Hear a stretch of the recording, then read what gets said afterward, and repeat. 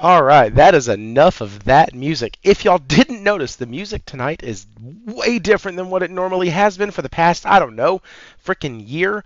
Well, that's because Streamlabs has, or the app that I was using from Streamlabs is no longer in existence, and I found that out tonight. So that's really fun. It has moved and combined into something else. Sorry from Nintendo. Yeah, we're going to get into that tonight.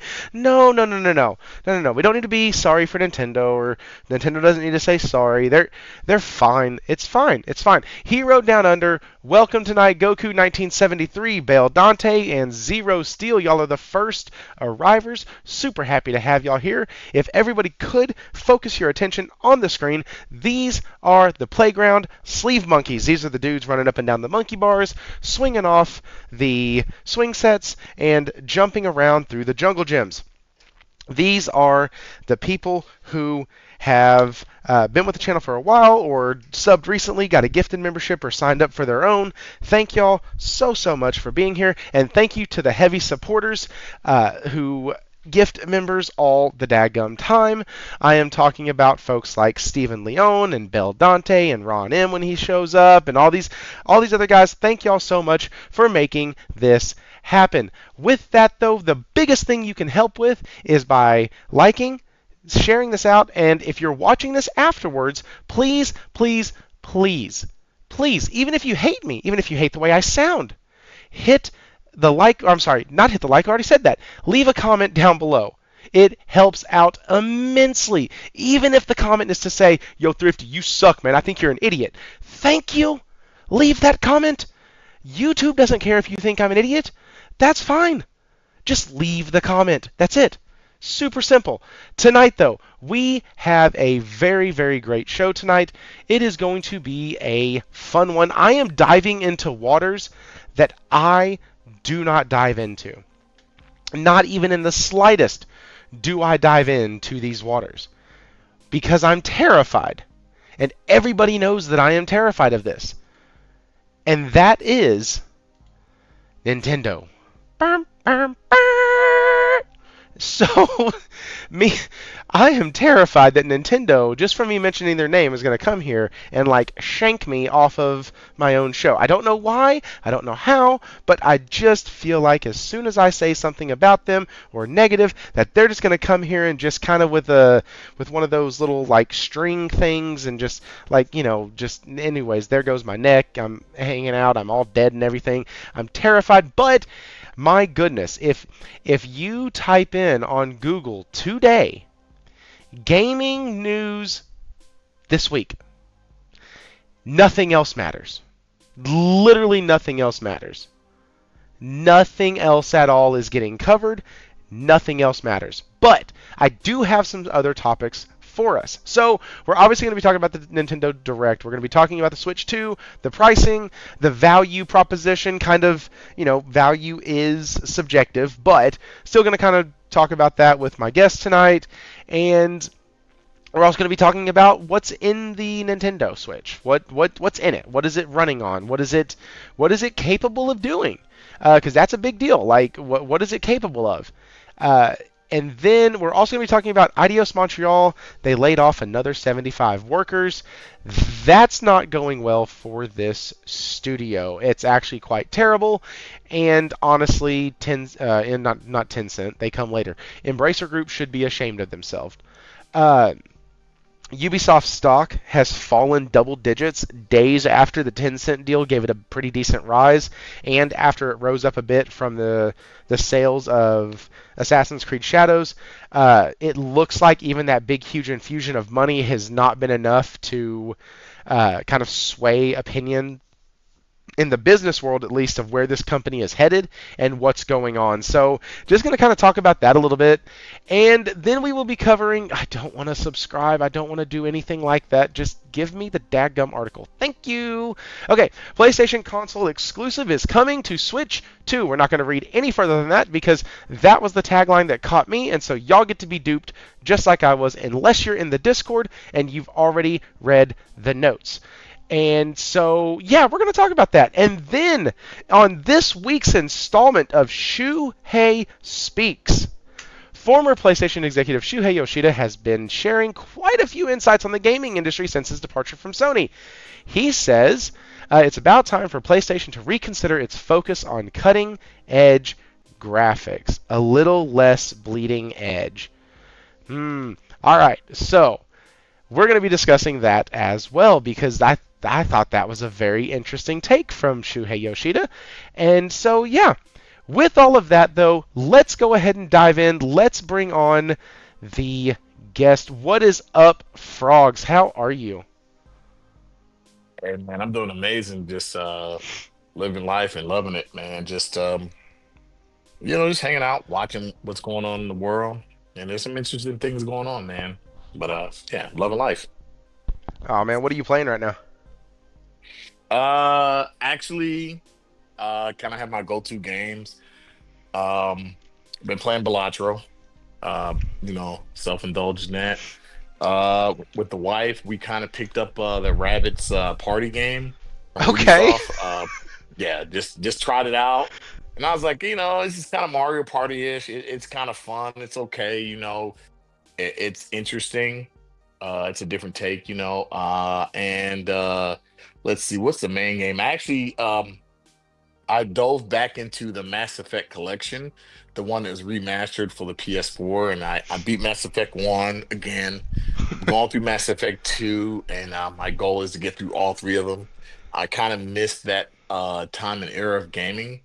And, I had the collection. I said, I never touched this thing. Let me go ahead and dive back into it. And I realized how much I really still love that genre and generation of gaming. That was some of the best times of RPGing from the Western developers. Just really having a great time with Mass Effect 1, 2, and 3 now. That's awesome, man. I remember when those got re-released. I had never played 1 and 2, and so I got spoiled on all the quality of life improvements that there were in 3. Like when you go to a planet, you don't actually have to land and go search on the rover. You just kind of hover over the spot and you press a button or hold down a button or whatnot, and like you extract the minerals or whatever you're getting from that planet. So like playing 1 and having to like go down to the first, was that 2? It's either 1 or 2 that made you go down to the planet and drive on the rover. Uh, Part one, you could do it. okay, Part two, you could do it. Part three, but part one, I remember. I'll never forget. I think there was, if I'm not mistaken, there was one or two planets you can get on a rover, or you can drive down to. There weren't that many. And part two introduced it later in the game okay, yeah. because of the So storyline. it was early in the game, so it must have been part 1. But man, going down on the rover into those planets, dude, that rover handled like dog shit, and I did not. It did not go Absolutely well agree. for me. Absolutely And so agree. Yeah, I'm like, straight trash. so I was like, Straight trash. I Yeah. can't even because like you fight things on the rover, and I'm sitting here Right. going, man, I Well, can't do you're talking this. about the missile turret. You're talking about the missile turrets. Yes, Yes, yes, absolutely dog shit. I, Yes, I suck they so handle bad like there. they handle like pure feces. Yes, but for that time and era, and I always say this, I think gaming nostalgia is great, but me as an older guy, being there since kind of like, the early Atari days, I can honestly say I think nostalgia is great, but sometimes it needs to stay where it's at, and we just need to be able to go back and relive that and have those libraries because sometimes when you go back and you play some old Xbox 360 or PS2 games, you're like, holy crap, man, this controls like dog shit, Yeah, and we in our memory of it, it's just that it's our memory. We're up to what, a PS5, so when I go play PS2 games, I'm like, holy crap, man, these are horrible. But yeah. for its time and its generation, it was great, you know? So I had an experience like that before they had remastered the medieval game. I went back and played it, and I didn't know they were remastering or anything like that. But I went back and played it because my brother had a PS1, and so I was like, okay, cool. And he was like, dude, I got this, I found this, and we were like, I was at his house for some reason, and he was like, dude, we should play all these old games, and I was like, hell yeah, that sounds fun. I get on there, dude, and that game handles like straight ass. Like the handling in Medieval 1 was so terrible. Him and I looked at each other and I was like, Yeah, we're not playing this, so we unhooked the PlayStation, hooked in the Super Nintendo, and played NBA Jam. And we did that That's for like the hilarious. rest of the time. Because it's weird when you think about it, dude. Super Nintendo games like seem to hold up pretty dang well.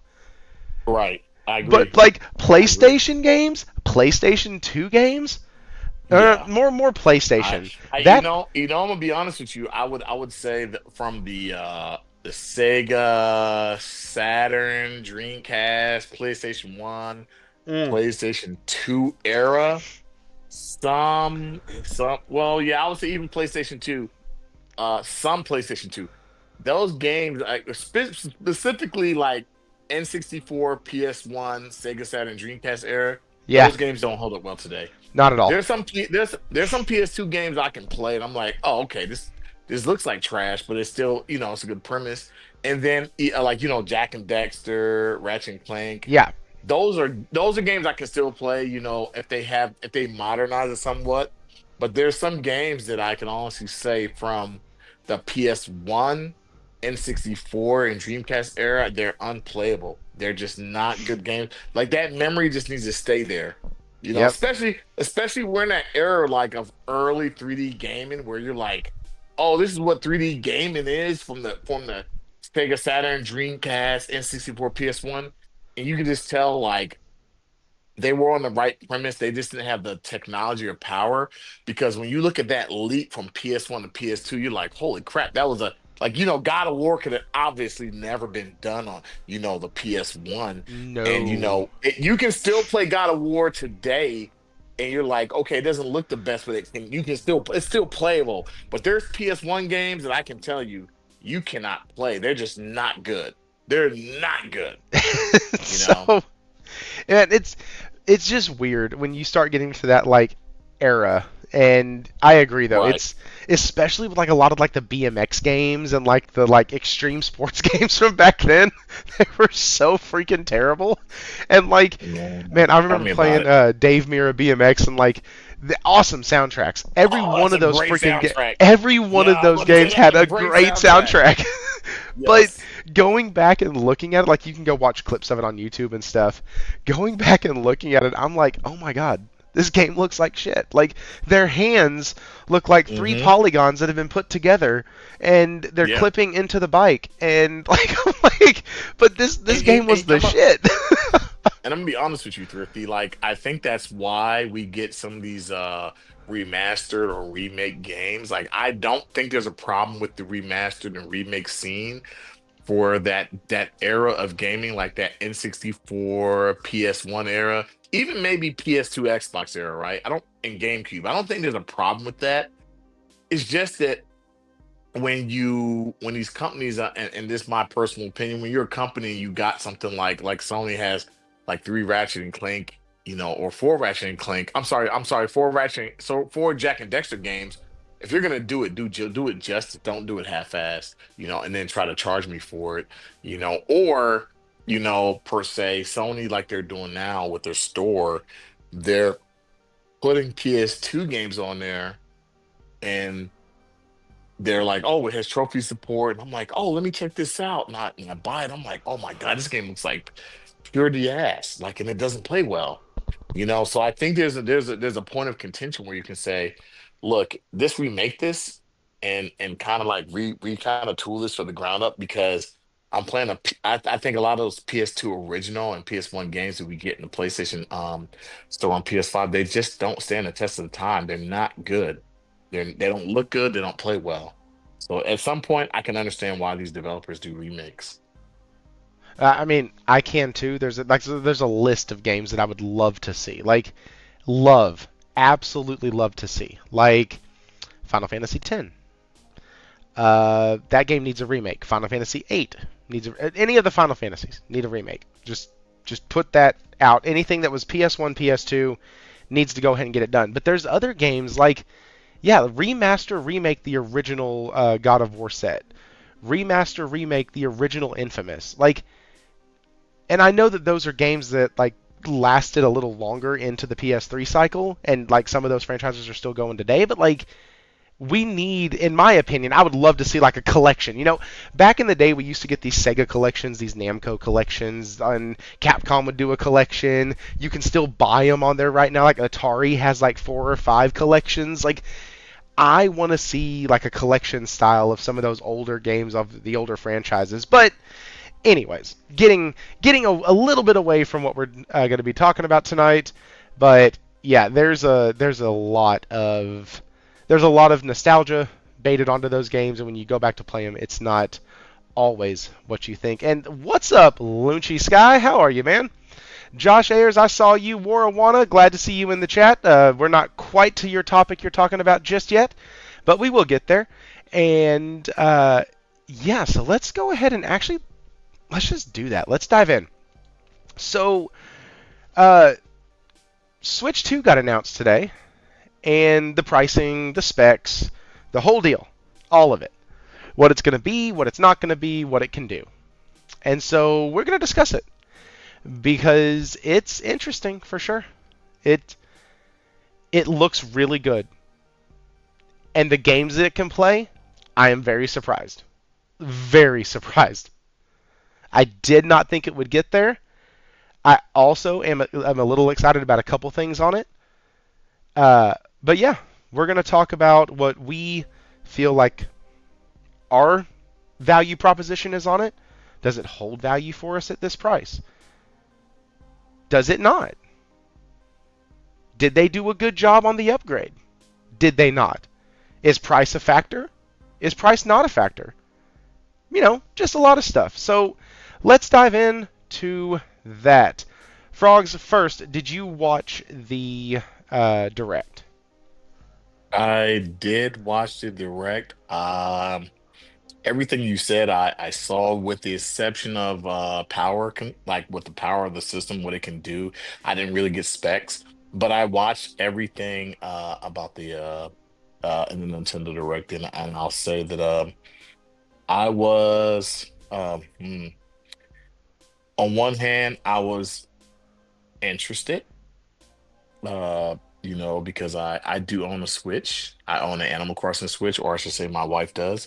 So I was very, very interested in getting something that could output 4K with HDR, even if it was upscaled. That was my interest.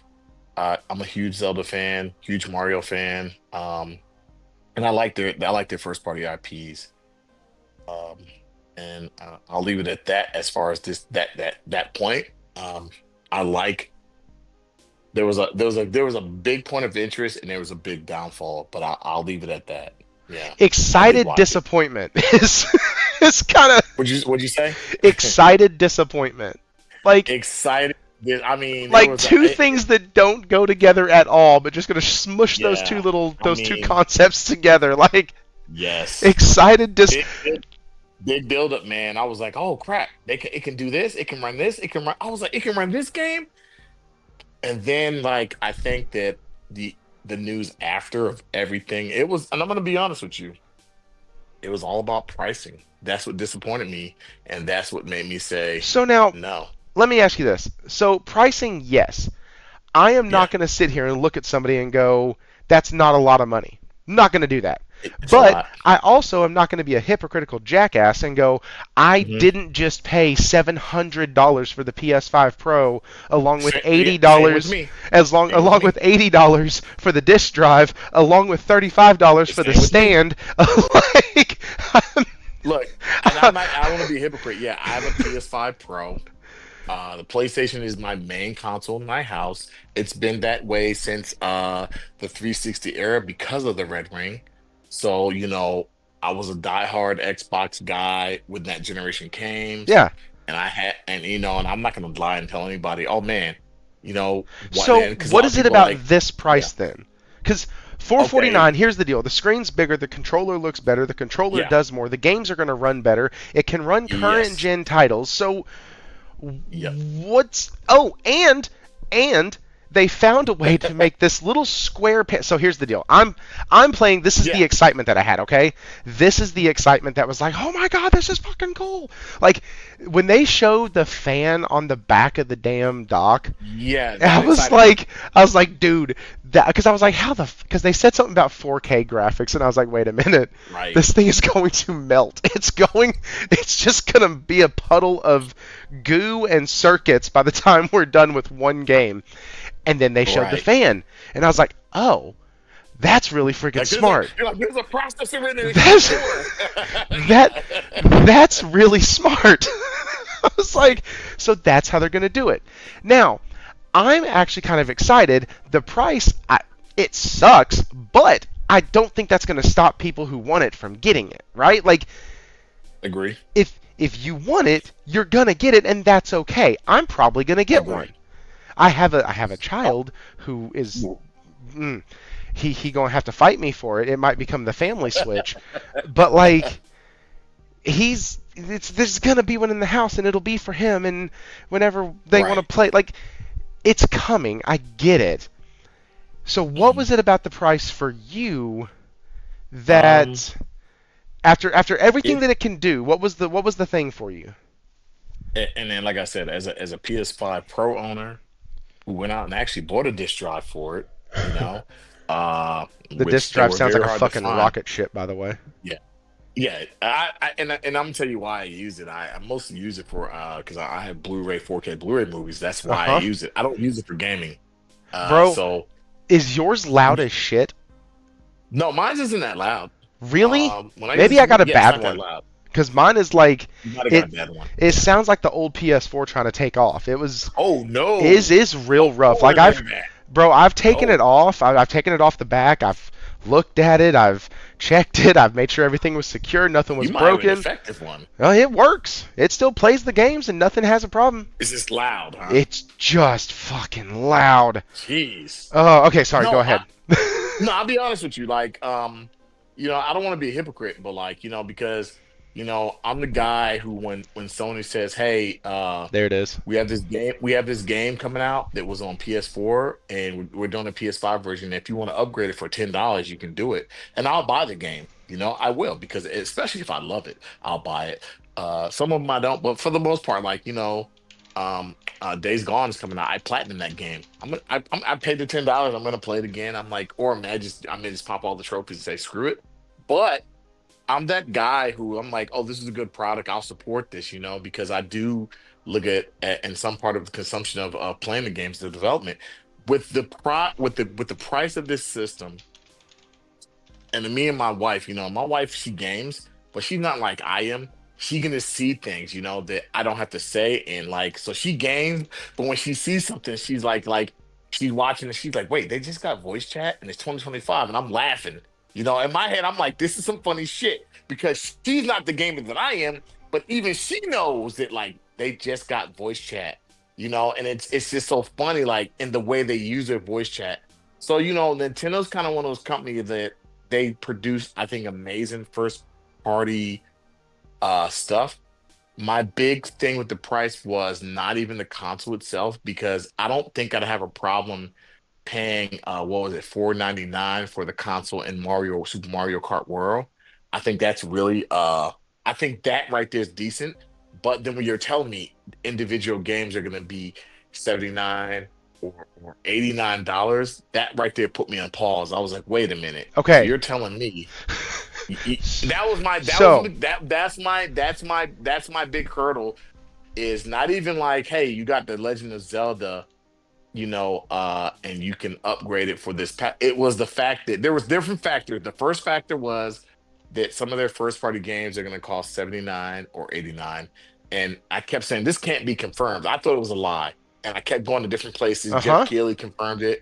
And I said, wait a minute, this can't be right. There's no way. And they was like, oh, if you buy the digital version, it's 79. If you buy the physical version, it's 89. Oh, by the way, the game may not even come on the cartridge. And I was like, oh hell no. And this is coming from a guy who owns from the PS4 going forward. I own everything digitally. From the PS3 going back, I own physical. But this is coming from a guy I'm really invested in digital. I just can't see with Nintendo you charging me $79 for a game that I may not own. I mean, I'm sorry, Huh. $89 for a game I may not own on that cartridge and I have to download it anyway. And then I'm just like, damn, I mostly buy your first party games. I don't buy third party. So I don't care if Elden Ring can run because I have a PS5. I'll play it on there. I don't care about anything that is multiplat. I only want to play your console for your first party games that I love. But I just and another part of me is like, could I see myself spending $89 on Metroid Prime 4? And I'm a huge Metroid fan. I beat all the Metroids.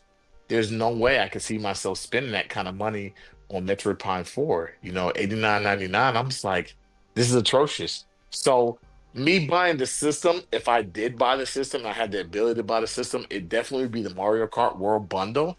And I'm gonna be honest with you, that would probably be the only game I own for probably quite Mm. some time, unless there was something I just, because I'm gonna be honest, there's some games they showed there, and I was like, oh, these are Nintendo exclusive, Nintendo exclusive. But then when they pulled up a third party publisher and they're like, oh, this is made only for Nintendo, I'm like, that shit's gonna be on PlayStation or Xbox or PC because I don't think it's gonna sell like that from software game. That shit's not gonna sell on that console. So I this that's is yeah. sorry. This is the interesting No, go side ahead. of No, go this ahead. Go ahead. because I'm going to riff off of this. This one wasn't like discussed or a part of the topics, but it is interesting when you think about it because it has been said, it's been talked about on this channel. Like, and let me get into this. I don't think the price of the Yeah. Switch is a problem. I don't No, I think the don't think it price is. of I don't think it is. I I do think that parents who were expecting Imagine maybe a that. 399 or a Yes. 4 or There a you go. 349 might have an Yeah. issue, but like I don't think in this this is going to sound terrible. In this economy, I don't think people look at $450 the way they used to when it comes to a luxury item. I agree. I agree. We know luxury items are going to be expensive. When we like them, we want them. It doesn't I really don't freaking think matter. I don't no, I totally agree with you, Thrifty. I think that the price point is the right price point, but I think they should have just said all the consoles are 499 with Mario World. Yeah. I don't think they should have gave Personally, people I the think they were option 50 of a bucks of a, too of a high. But I thought the yeah, PS5 Pro was I 50 agree. bucks I too totally high. agree. But I still bought the Totally agree. damn thing, so like that's fine. Like I still bought it, and if you want it, you're gonna get it. If you don't want it, you're not. Hey, speaking of getting things, Bell Dante with the 20. The only value the Switch 2 has for me is the implied second-party exclusive. This will change if the games are timed. Hopefully, changes their mind on their porting strategy. So yeah, so that's something that well we're gonna pin in that real quick because this is gonna kind of wrap into what I was just about to bring up. The Switch, people who own a PS5, there's a Switch in their house. People who own an Xbox, usually a Switch in their house. People who have a Agree. PC, there's usually a Switch in their house. Agree. So Agree. like it's always the second console. I totally agree with Like that. this is something that I just and maybe this is just because that's the way it is for people who are around my age, which are the folks I hang out with, those are people how I engage with, and all Mhm. of that. Maybe that's just what we do because we Right. have kids, and so there's a quote unquote adult console and a child console. I don't like maybe Or that's what it or an is, adult console and a wife console because or an adult. sometimes yeah, no, I'm being so, serious. so Like, you saying your wife ain't like an my adult? wife, she has, yeah, my wife has a PS5, right? But there's some women who the PlayStation 5 or the Xbox can be kind of intimidating, and they see the Switch is like really family, just friendly. So there's a lot of, and I'll be honest with you, and this is not, I don't even want to make it a gender thing, but there are a lot of women, and I go back to the days of the Wii U or the Wii. There are a lot of women who played the Wii but Mm. particularly, there were a lot of men out there who were buying Xbox 360s and PS3s at the same time. And so I Oh. don't think the Wii was a bad system, but the Wii really, it kind of brought a different audience to it. And that's what I think the Switch does to it. So, there are a lot of women who are just not really gamers and they can be intimidated. But for some reason, Nintendo doesn't intimidate them as much. So they're like, "Oh, I'll sit down and play with my child." So it Because it can be the fits in their child tiny or the damn mom. hands. It doesn't fit Right, in my right. There tiny you damn go. hands. It fits in their Oh, tiny damn hands. right. Yeah, that control. I can't play with that freaking those Joy-Con. No, dude, Those things I got to hurt my get the hands. fat ones because. Yeah, yeah. So So, no, and I agree with you. No, I totally agree with you. Like I agree with you. It's definitely a secondary console in most homes. It all it right. definitely is. We're not going to Yeah. get anywhere tonight. So, Bel Dante, I just saw your correction. He means to say, hopefully Sony changes their porting strategy. So, we definitely can Ooh. dive into that Ooh. 100%. And then Warawana said, the Switch is the Jack Sparrow of consoles. You really are the worst console I have ever heard of. But you have heard of me. You had So it would I seem. totally agree. I totally agree. It's so true. You're the worst Kirsty, console. when you told me some of the topics we were talking about, I'll be honest with you, man. Nintendo's kind of like one of those companies. It's like it's in a sense, it's like, is it taboo to even have a conversation, talk about them? Because you Bro, feel I'm kind of so like, scared. yeah, there's an audience that really loves them, and I'm an old school diehard Nintendo guy. But I can tell you, over the years, I've had this philosophy at my age, and I've told my wife this, and me and my friends, we all kind of agree. Nintendo, if you're into gaming and it's your first console, buy a Nintendo platform. They're only gonna have you for the first 10 years. They only care about you for 10 years.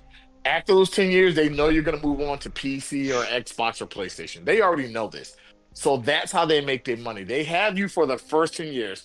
So when my kids, their first console they first started playing was the Nintendo console. They didn't play what I had because they're children. As they got older, they went on to greener pastures, and oh, we want a PlayStation, we want an Xbox or PC, whatever. But it's like you have younger children, so guess what? It's great for you to buy a Switch and your younger children grow up and they play the Switch too. But guess what? And in 10 years period, this console will just be developing the next one. Your kids aren't going to want Switch 3. They're going to want a PlayStation 6 or whatever Microsoft's doing at the time. It's just that kind of way. Nintendo's always been that company. They got you for 10 years and then they're happy to move on. Man, That's just how they are. And it's it, smart business. Business wise, it's smart. and is it mm, is it because so here's how do I ask this without getting way too philosophical? It I feel like my generation is going to have way more nostalgia for things than my Yeah. kids' generation will. Like I Yeah, I feel agree. like I agree. because of and this is where it gets a little philosophical. And hey, listen, sometimes we go into little mini therapy sessions on this show. It happens when you have so much new stuff coming at you so fast. It's hard to get attached to one thing and one thing Ooh, for a long time. And so like for I years like from that. 1990, I was 4 years old when I played my very first video game, and it was Super Mario Duck Hunt. It was the combo on the NES, and we had the gun, and I was so dang cool with the gun 2 inches from the screen, chasing the dang duck and shooting it. Like I was playing Right. Mario, I was playing Donkey Kong, I was playing all of these games. I was going up and down the ladder and crossing over and then coming up, and then games like Bad Dudes and Double Dragon and like those type of games, Man. games that I was playing a Yeah. ton. And I had those franchises for 10 years, Right. 8 years. And then the Super Nintendo came out, and what did they do? They just made new ones of what I already loved. And by Right. this point, I had played 3 games with Mario. By this point, we were getting Super Mario World. You were Right. getting Sonic coming on the scene. Now you had another character that you could latch onto. Hmm. And like these characters lasted us through our Yep. childhood. Yes, I Now, agree. my oldest, has been everything from a Beyblader to a sports enthusiast to a snake guy to like wildlife and outdoor stuff, like Mhm. all the way to Minecraft, all the way to there was this point where he was really super involved in Sonic. Like he's Yep. jumped from so many things to so many things, and for me it was like I had 2 things. I had the Dallas Cowboys and video games. That was it. Like but That's awesome. like that's what I had, That's dude. awesome. Like and so I feel like with how fast the world throws stuff at people now, Yeah. 2 things happen. One, I'm okay buying the Switch 2 because I always want access to those type of titles. I'll be honest, I don't play Right. my son's Switch much, but it is Mhm. nice to know that if I'm in a gaming funk, I can go sign up for a Nintendo Switch Online and play A Link to the You sound Past you sound like me. and like Yep. steal his Switch for a couple days, beat A Link to the That's a Past and good give it feeling. back to him. That's a Like, good. That's a good feeling, man. like I can That is a go good get feeling, the raccoon tail in Super Mario 3 and man. go flying around a bit. Just slow down the world. You know, like that's why Right. nostalgia sells so much, and that's where the Switch's market is. Which, Yes, if you think I agree. about it, they're hedging their bets on nostalgia. That's what Um, they're doing. Because what you do know, we you know, pay a shit ton of money for? yeah. Nostalgia. Like, And you know what, Thrifty? I will say this, and I heard somebody say this on another podcast. I think it was Skill Up. Um, and what was said was, it's great that they're introducing the GameCube platform games, but at a point, there are a lot of customers that keep asking Nintendo, let us buy these games a la carte. Let us buy Wind Waker. Let us buy Super Mario, Sunshine. Let us buy these games individually 100%. because it's okay if you want to charge us a subscription fee, but for those who don't want a subscription fee, Yeah. let us buy Super Mario Brothers 2. Let us buy Super Mario Brothers 3. Like you did this with the Wii.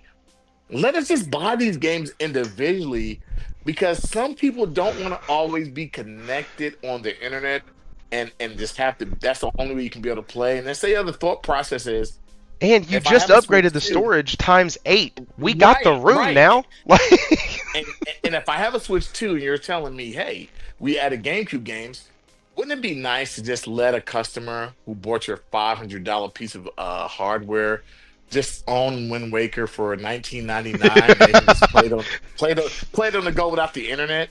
Like you're gonna make so much. Nintendo can have it both ways. They can have their cake and eat it too. Give people subscription systems, but also give people the Imagine ability that. just to buy those games a la carte.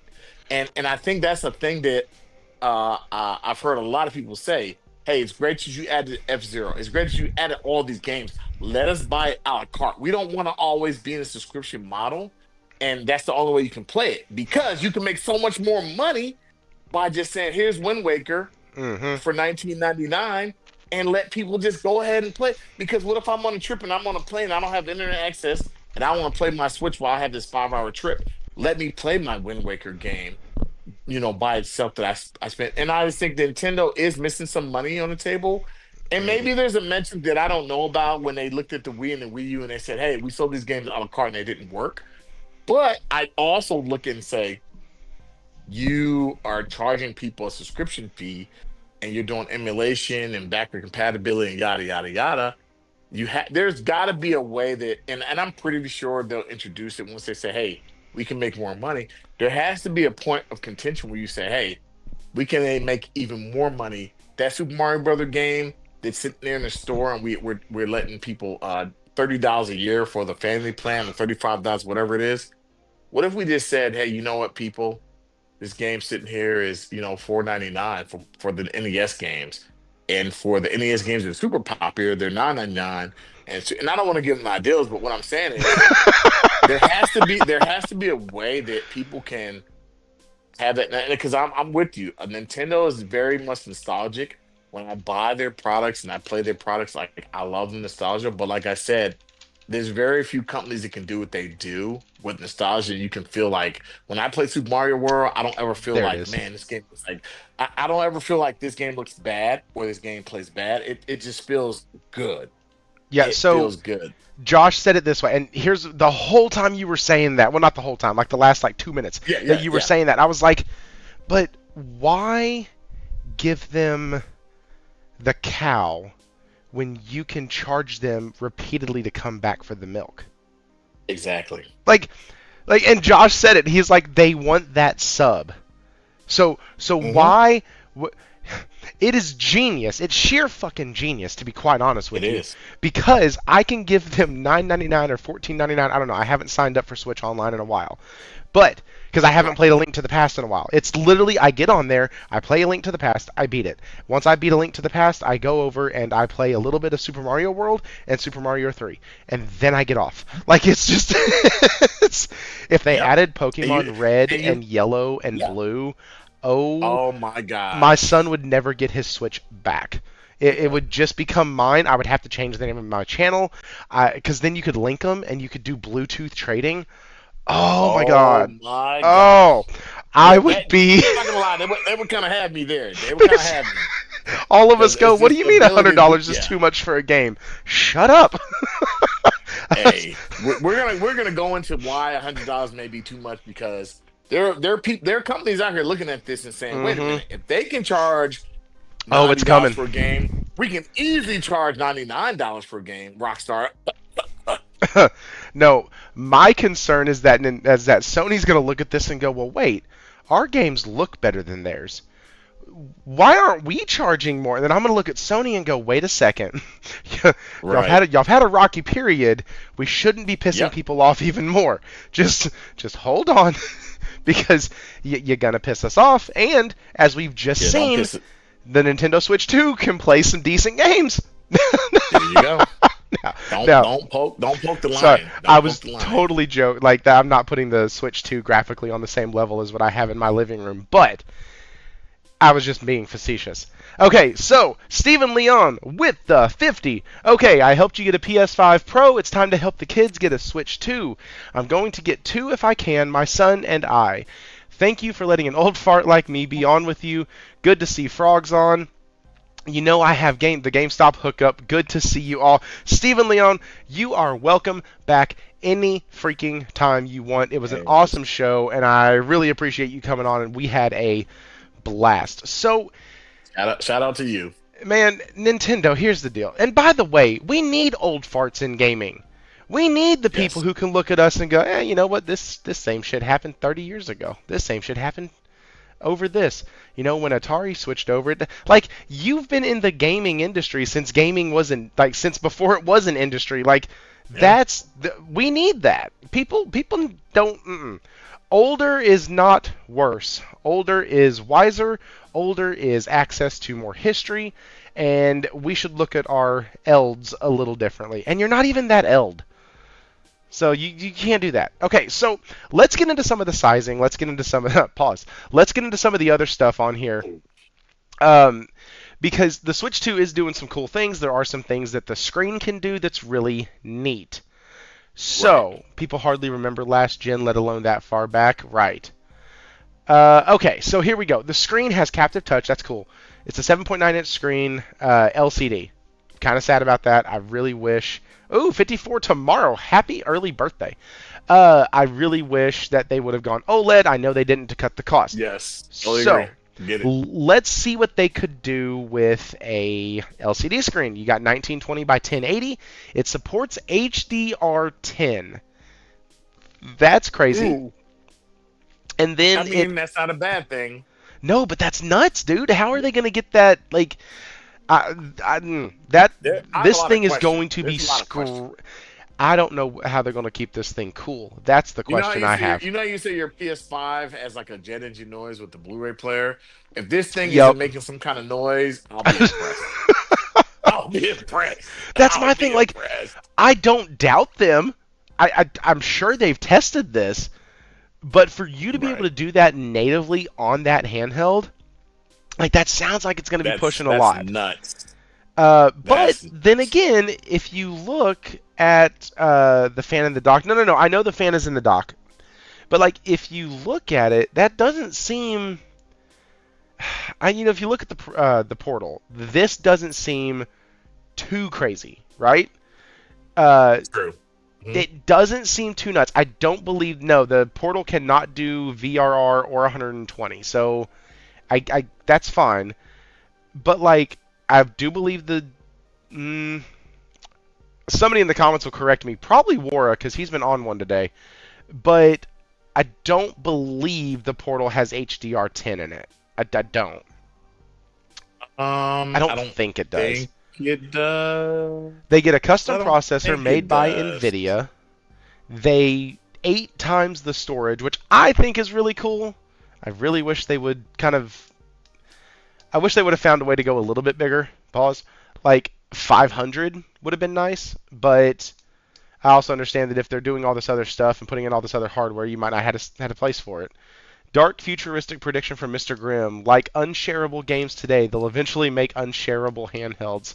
So the Portal will benefit from a monitor. Oh, okay.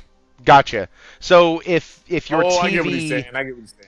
If the TV has 120, then it's going to display to me running at 120 capability because it's just a second screen. Got it. Right, I get what he's saying. And then he said, no, the Portal doesn't have HDR. That's okay. Cool. So it does have Wi-Fi, Bluetooth, blah, blah, blah, blah, blah. Video output. Okay, this is crazy. This is output via the HDMI connector in TV mode. 4K resolution at 60 F... Shit. 4K res at 60. I gotta... Seeing is believing. No, but this is their spec page. Oh... Support one. It gets better. Hang on. That 449 sounding real good right now. It gets a better. Support 120 frames when 1920 1080 or 256 1440 resolutions are selected. Hang on. We gonna go to Google. Hang on. Hold the phone. Let's see. Xbox. Price. Put it in series. Yeah, let's just do that. All Xbox consoles. Hang on. We're not there yet. Hang on.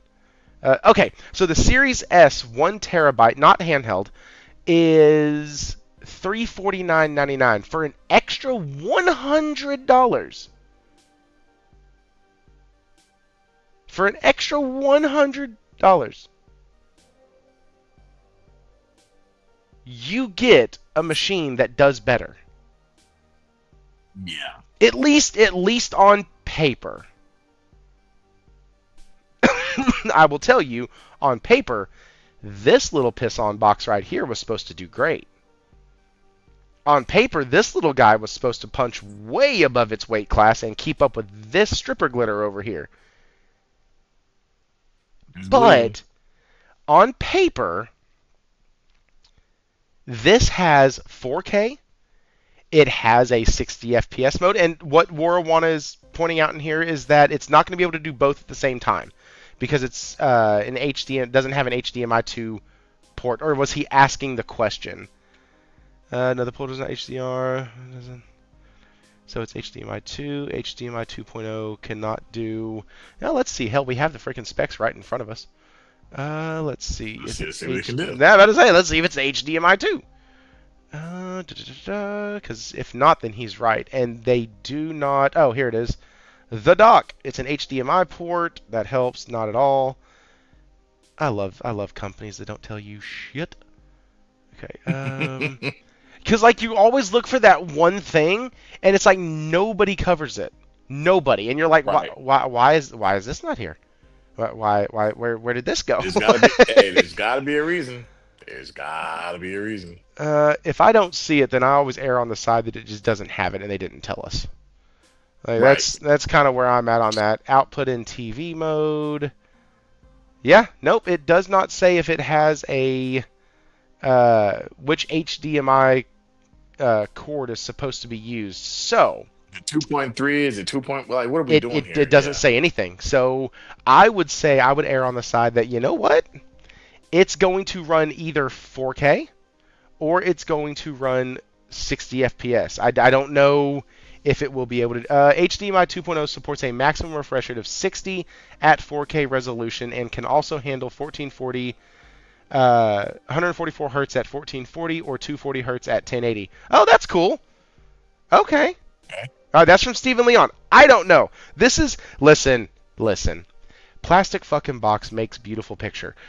That's the level of give a damn I have normally when it comes to this type of stuff. I push the PS button, my PlayStation turns on, my beautiful 65-inch television makes a great picture because my PlayStation sends it a great picture.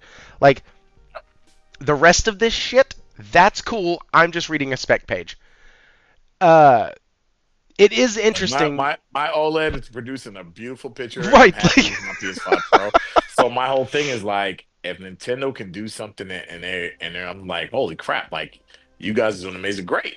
But PC boy. once again, I'll be honest with you, man. Like I told my wife, when I was telling her about everything today, she's like, she really likes a lot of Nintendo's games, and I was like, hey, the Super Mario Kart World, she saw it, and she was like, that looks so cool. Hmm. And when I said the price, she was like, oh, the first thing she said is 499. She's like, well, that makes more sense. Why would you get the one cheaper when you get the game? Now, and Hmm. then I said, well, here's the price of the games, and she was like, well, I don't know if we're buying any of those other games. She was like, but well, and I think Nintendo's betting on, hey, people are gonna buy this just for this one experience, for this Mario Kart. Like, I'll buy the Mario Kart bundle, but I'm gonna be honest with you, I don't know how many more games I would buy beyond that. I mean, I'm a huge From Software guy, so I'm not gonna say I would never buy it, but I mean, that Mario Kart bundle is, to me, if I were going to buy it, this seems like what it's going to give me my value for it. I wouldn't buy the system by itself without a game,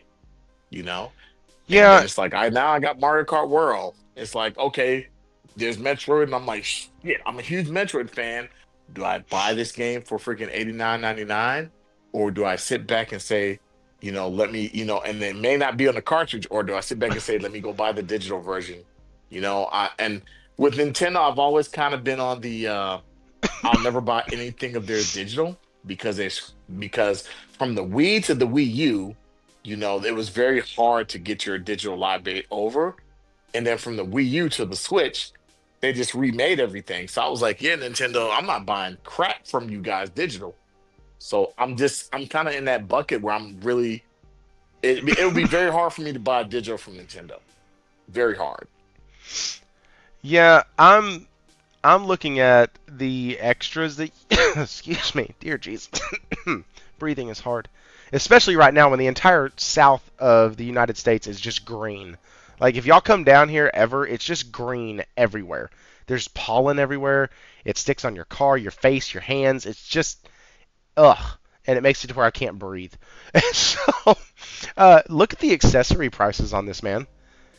$80 for a Switch 2 controller for the Pro controller, $90 for a set of Joy Cons. Like, listen, I understand that now. The price of their Switch camera is actually pretty decent. It's $50. That's not bad. That's a good price. Like, they didn't do everything bad. You know what I mean? Frogs? Yeah, but No. okay, I agree. But you're giving me technology of something I could do way back when. I could do this back on the PS2. Well, let me rephrase that. I can do this back on the PS3 and the X. This is like Connect.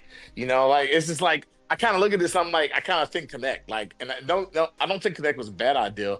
I just think it kind of ran its but course so, with but this. to With this, Switch people, they don't have this. no, yeah, and that's what I'm saying. There is definitely an audience for this, but for those of us who are playing like PlayStations and Xboxes, we kind of, and I think that's what I think. I'm looking at it the wrong way. I'm looking at it as a owner that has been with the times. I kept up with the Joneses with the PlayStation. Go forth the Xbox, and I'm looking like, wait, you're asking me to buy a $500 piece of equipment with almost freaking technology was back in 2000, freaking 10 years old, 2013, 2012. And I'm like, shit, can this thing play the next Grand Theft Auto game? Nope. If it can, you know what I'm saying? Like, if it can, then, is there a thought process? But I always look, and when I look at the Switch 2, I look at it from the aspect of this will always be a generation or maybe two behind. Like, it's definitely in that PS4 Pro to Xbox One X era, a generation. And I'm like, that's not totally a bad thing. But there again, it's like there are a lot of games coming out on PlayStation 5, PC, and Xbox Series systems that Switch aren't just going to get Hmm. because that system is just, and like, obviously, I'm not going to be a guy that plays them there, right? But you're going to have those people who are like, hey, I only play on Switch. There's close to 100 million plus people that only play on Switch, and I'm guaranteed they're not me. They're kids. So I think maybe they know their audience better than I do, and so I Right. give them some grace. You know what I'm saying? Like I Well, give that's kind of Nintendo what I some was grace. thinking earlier when I was making the comment Right. about like nostalgia and like how many people There own you it go. versus how many people There you have go. like. So in my mind, you only have a Switch as a backup console. There you go. I don't know how many. And I just looked it up. 150 million Switch sales as of February 4th of 2025. Okay, 150. So how many of those are Switch only people who have been with Ooh. Nintendo for years? We know they exist. We see their YouTube channels. We see them on X whenever somebody says something even halfway out of line about Nintendo. Like when how what do you think that number? Because here's the deal: if that number's 75 million, if that let's just say it's half of their player base is people who have that console and that console only, and the other half are people who use it as their secondary. Let's just use stupid ass fake numbers here. Right. And if that's the case, then dude, they're about to make a mint. They're about to Apple and Sony the shit out of their people Oh, yeah, and they're make gonna a make money. mint Yeah. on them. Like, because those people are finally able to go to the water coolers or to the playgrounds and go, guess what? I now have a camera too, asshole. Like I'm like, Right. I'm just thinking of what young Thrifty would do if Sega made something that I didn't have, and I'd be like, I can't tell you how bad I wanted Nintendo to come out with like a disc drive, just so I could look at my Sega friends and go, F off, asshole. I have a disc drive too. Shut up. Like, because I had a No, buddy who had the I freaking feel that. tower, dude, and I was like, man, you got a disc drive? And man, I need Nintendo to come out with a disc drive because my shit just still uses Yep. cartridges. I got to blow on these damn things. Like, it was, but like, I need the tower of power. Come I on, need the baby. Yeah, Tower I of know. Power, right? And like, so I'm sitting here like, okay, maybe, let's give Nintendo some credit. Maybe they're not Right. as dumb as the industry or as the talking heads or as YouTube channels or as Twitter might want to make them out to be. Maybe Right. they're like, hey, we're going to charge a premium price for these two games for a couple reasons. One, I think that Mario Kart World, I have a crazy suspicion it's going to be the last Mario Kart. Just I think so too. car You know because they what? Me they and you are ended the same. I they think so did you too. really? Yes, I definitely think so. I think this is it. When I I saw it think called all the, Mario Kart yeah, World, I was like, yeah, I thought the same "Oh, thing. they're done." But then Yeah, again, before I jump off that cliff, I pulled myself back because I was like, "Well, Super Mario after the third one called itself Super Mario World, and then they just went on to other names." So like, but Thrifty, you're not too far off. And you know why I say that is because if you kind of look at the longevity of kind of like what is it? What do we call them? They're kind of like the Fortnites and the COD Warzone like kind of games. Like they're just games that build off of something, and they're free to play. I'm not saying Mario Kart World be free to play, but there may be a point where they say, hey, this portion of it is free to play, and I see this game, this so-called 79 or $89 game having DLC for 29.99. I can see it already coming. Nintendo's gonna make so much money off this game. And I'm gonna tell you why. Because I got Nintendo Switch Mario Kart 8, which I also had purchased previously on the Wii U. And guess what they did? They got me to buy the game again and all the DLC. So they're gonna make so much money off this when they say, hey, we added this new portion to the world. It's only $30. And guys like me who love nostalgia and love Mario are gonna say, damn, $30 is not that much. I bought a Switch for 4.99. They basically gave me the game for $50. $30 is not that much. And they said, "Oh, guess what? Here's and they're gonna go. Here's year one. Here's year two. Here's year three." And guys like me are gonna buy it because we've kind of been baited into that model of gaming. So I can see it. I totally agree with you. Totally agree. it's just weird when I not weird, but it just kind of set something up in me when I saw Super Mario World.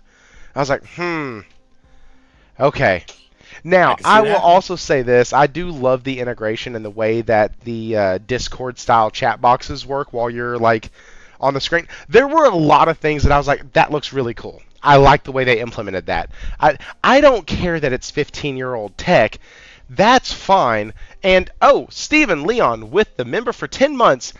And then I also saw your correction, but that 299 or less, I don't see that many that would buy this for 450. Them maybe pull a PS3. I hope not, but I'm having a real hard time with this, my guy. But that 399 or less, I don't see too many that would buy this for 450. They maybe pull a PS3. Oh, I think I see what you're saying. I hope not, but I get that feeling. But I did buy a Wii U. Okay. So Same here. what he is saying is that this could end up being a PS3 style moment for Nintendo. Oh, I get what I you're saying. don't think I would go that far. I don't know. I I, don't know. I don't think so. do you think it I just could? don't. I I don't think don't it think. could bomb No, that no. hard. Thrifty. I don't think this is gonna bomb. I just don't think it sells really quick and really fast like the Switch. And the reason is because of the price point. I think this thing still sells. It's gonna have an audience that's out there, and Nintendo's gonna realize this Super Mario Kart World is that bundle is selling. Let's put that more in store. Because I'm gonna be honest, if myself June 5th, I'm gonna go out and buy one. That's the bundle Yeah. I'm buying. Well, he's talking about And the I look at video it like game aspect of it, the price of the video no, games. and I think that I don't think so either. And the reason I say is because I think that Nintendo has the ability, and this is just me, they have the ability to create software that's so uniquely refined. Like it's so different. Like they got another Kirby game coming out that's so different than their last one. They got a Donkey Kong game coming out that's so uniquely different. I think that they can produce. One thing I will always give credit to Nintendo is they are able to reinvent their characters. Unlike, and I can't say Sony doesn't do this, but Sony and Microsoft don't really do it as well as Nintendo does. Nintendo can reinvent a character, and you will be saying, "Wow, that's so different than I've ever seen." When I saw that Donkey Kong game, I was like, "I want to play that." Like I want to play that. I just don't want to spend the $90 on it. But I was like, damn, you know, if there, Well, and the we other thing don't, is, and look, it's never going to go on sale. So when are you going to get it it's cheaper? never going to go on sale. But look, the Legend of Zelda Breath of the Wild is still the same price. Mario Yeesh. Kart 8 is still 60 Mario bucks. Kart, that's and my whole point is look how long this system's been out. People understand that, and Nintendo understands this too. Like, hey, we don't ever have to drop the price, and people will go out and buy it. People will go out and buy it. Our third party or our second party deals, like when they came out to Mario and Rabbids, we can drop the price to $20. Whatever. It's second party deal. Ubisoft. We don't care about that. But anything first party, we don't drop the price. So I've never understood it, but Nintendo is I will say this: yeah. if it makes me pay a whole hell of a lot more attention when a Nintendo game goes on sale at the same time a Yes. PlayStation game goes on sale, because I'm like, Yes. that PS game's going to be on sale in 2 more weeks or 3 more months, Yep. no big deal.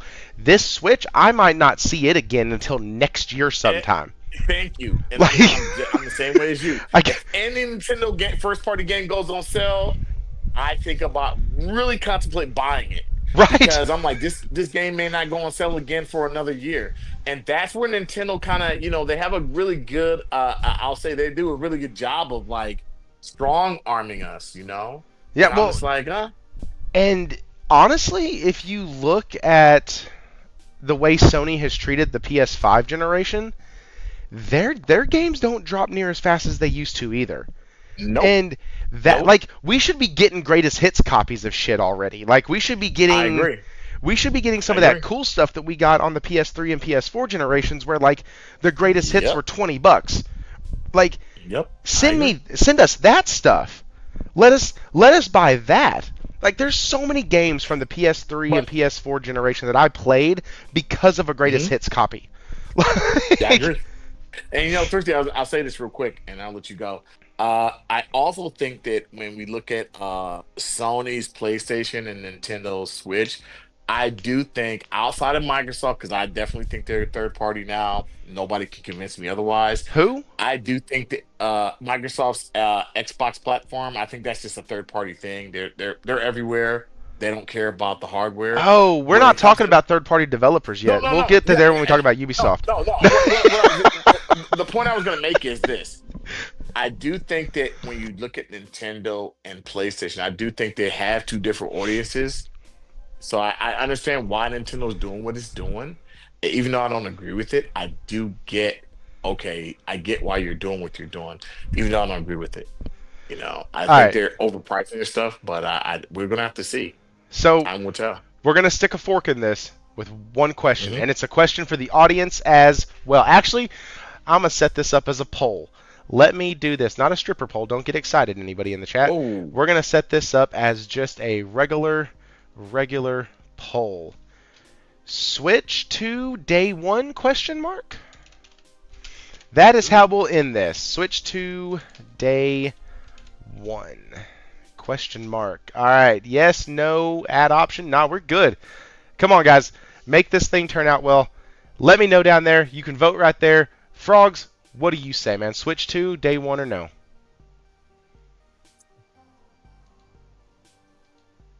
gun to my head, 4.99 bundle, yes. Anything outside that, no. But you, I you, mean, you know you're just gonna gun need a to my new. head. You know you're gonna need a second controller, so just bump that up to $600 and call it a day. It sucks. I mean, gun to my head, 4.99 bundle with the Mario Super Mario World game. Yes. Anything outside of that, there's no point in buying this thing. I mean, Oh. I'm just. That's just how I feel. Yeah. No, here's the deal. I say I'm not gonna be there day one, but if it's at all possible, I'm gonna be there day one. The only thing that's gonna stop me I, I, is like it's in the middle of fucking summer, dude. My work is hell during summer.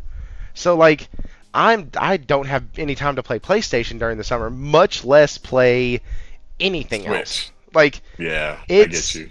it during the summer, quite honestly, that's when I usually pick up like a mobile game because I can well, Mhm. it's when I used to pick up a mobile game because I can lay in bed and play it. Now that I've had the portal, I get a little bit of extra gaming in that way because I can lay down like I've been working through all my final like side quests and stuff in um Sword and Fairy 7 and like all I have are these side quests and then the demon realm battle and then I'm done. So like that's what I've been doing and I've been doing about 30 minutes a night in bed before I go to sleep because by the end of the day I'm exhausted as shit. So it's only getting worse, and so it's June 5th. My son only plays Minecraft, um, but then again, I want that damn bundle. So like because Nintendo did the stupid shit that worked on me, and I hate them for it, but they did it. They priced their game at $90, and then they said, "Hey, you can get it just for an extra $50 if you get it with the console on launch." To which I'm like, 50, that's 40. Huh. That's a $40 savings. I think that's okay. Yeah, That's that's good. smart.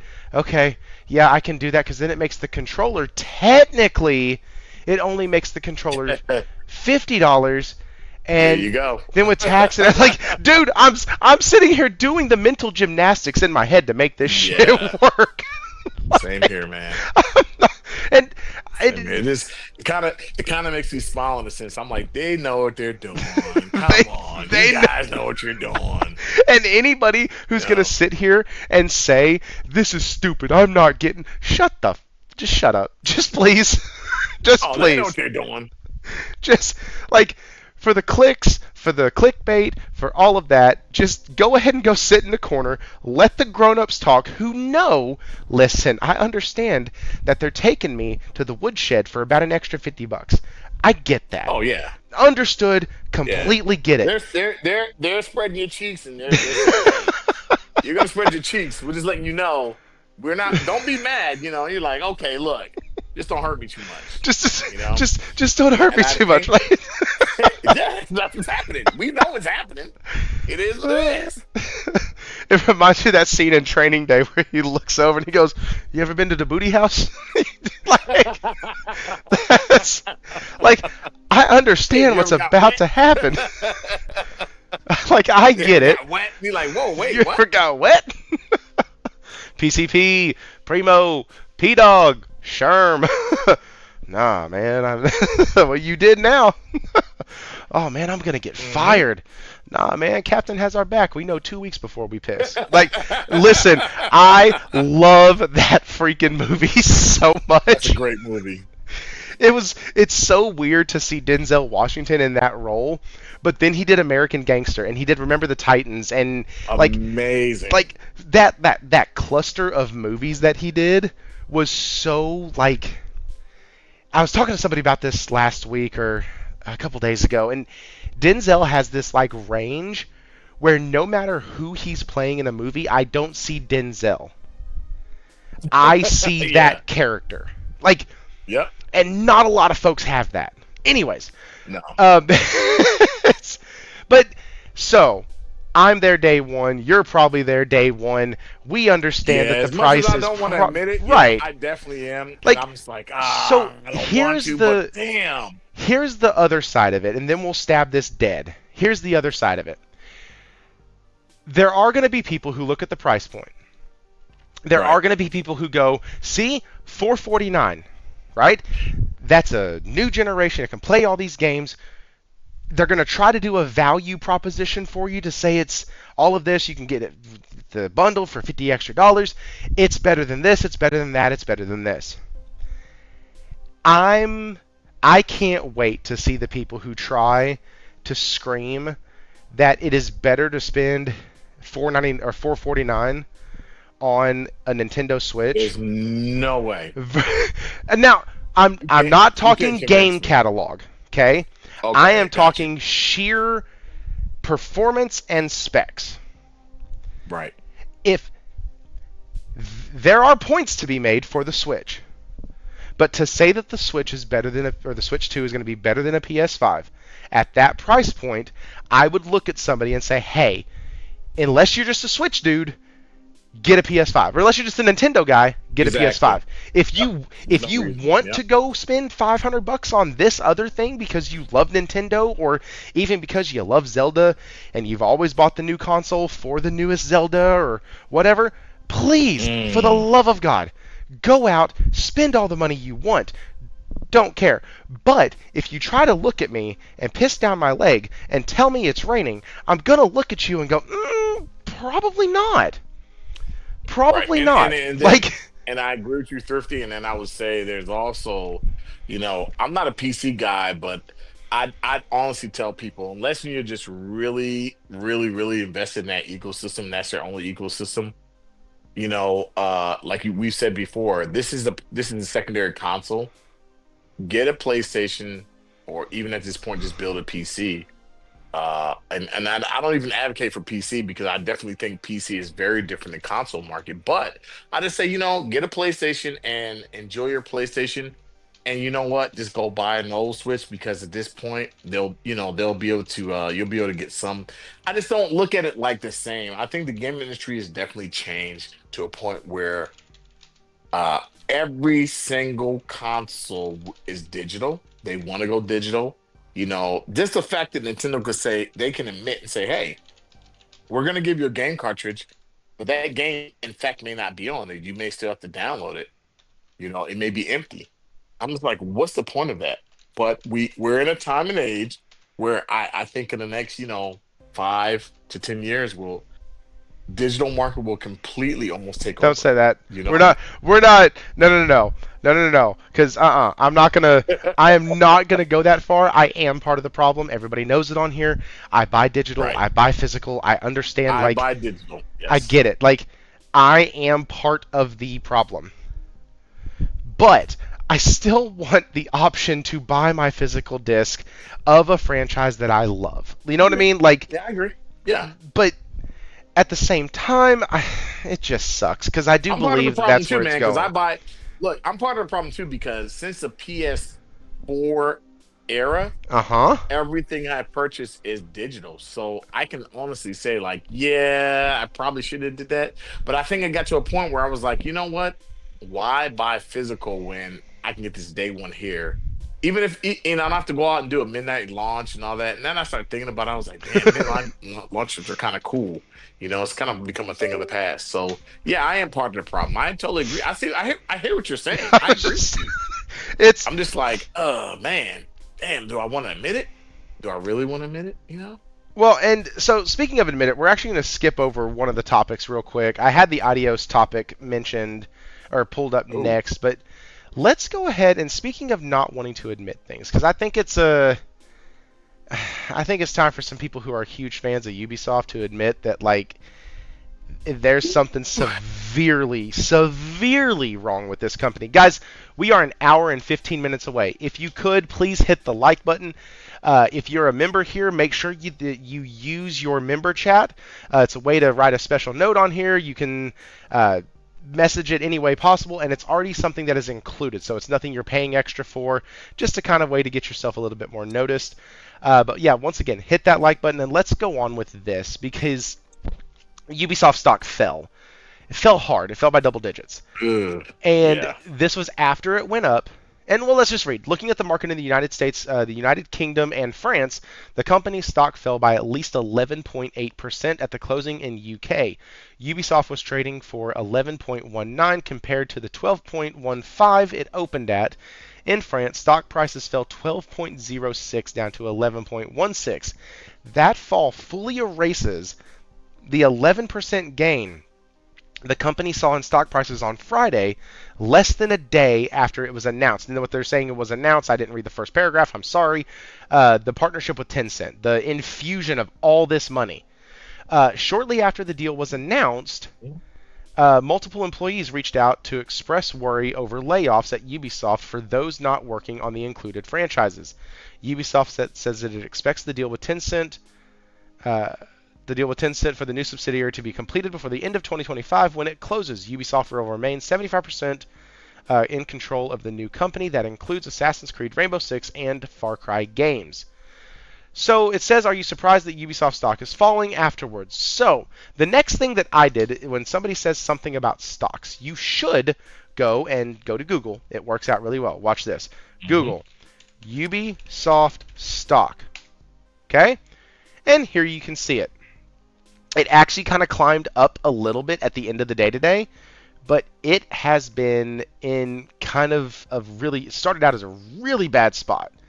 Let's come over here to Yeah. 5 days though. This is March 28th was the highest. Now, the next thing I did, because, I try to be a little informed. I know that I make mistakes sometimes and don't go and research some things, but let's see, when did AC Shadows release? March 20th. Okay, cool. So let's go back. Let's go back a month here. And on March 20th, you see it got a pretty decent spike. Can y'all see that? Then it Yep. fell fucking massively. It fell hard. Fell almost zero point 0.2. So That it, says it something. fell. Comes back up after people are like, oh shit, the game's actually decent. Cool. This all makes sense in relation to the game and to what's going on.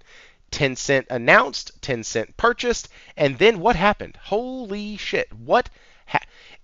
Tencent deal was up here, all the way at the very tippy top. Doing great. Doing the best it's done all month. Even better than when AC Shadows released. And now, down Right. here, it is in the actual toilet. It has fallen. And it climbed a little bit back up, but the game and the 1 point whatever billion dollars from Tencent, 1.25, did not help at all. My question is why?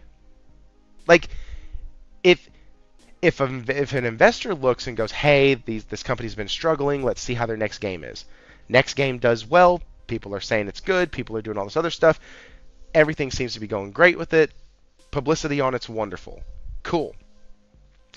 Tencent comes along, a very, very well-known gaming acquisition firm. I don't even know if they actually self-publish or not self-publish. I don't know if Tencent actually publishes a single thing without using one of their subsidiaries, if that makes sense. I don't think I've ever seen Tencent publishing on anything.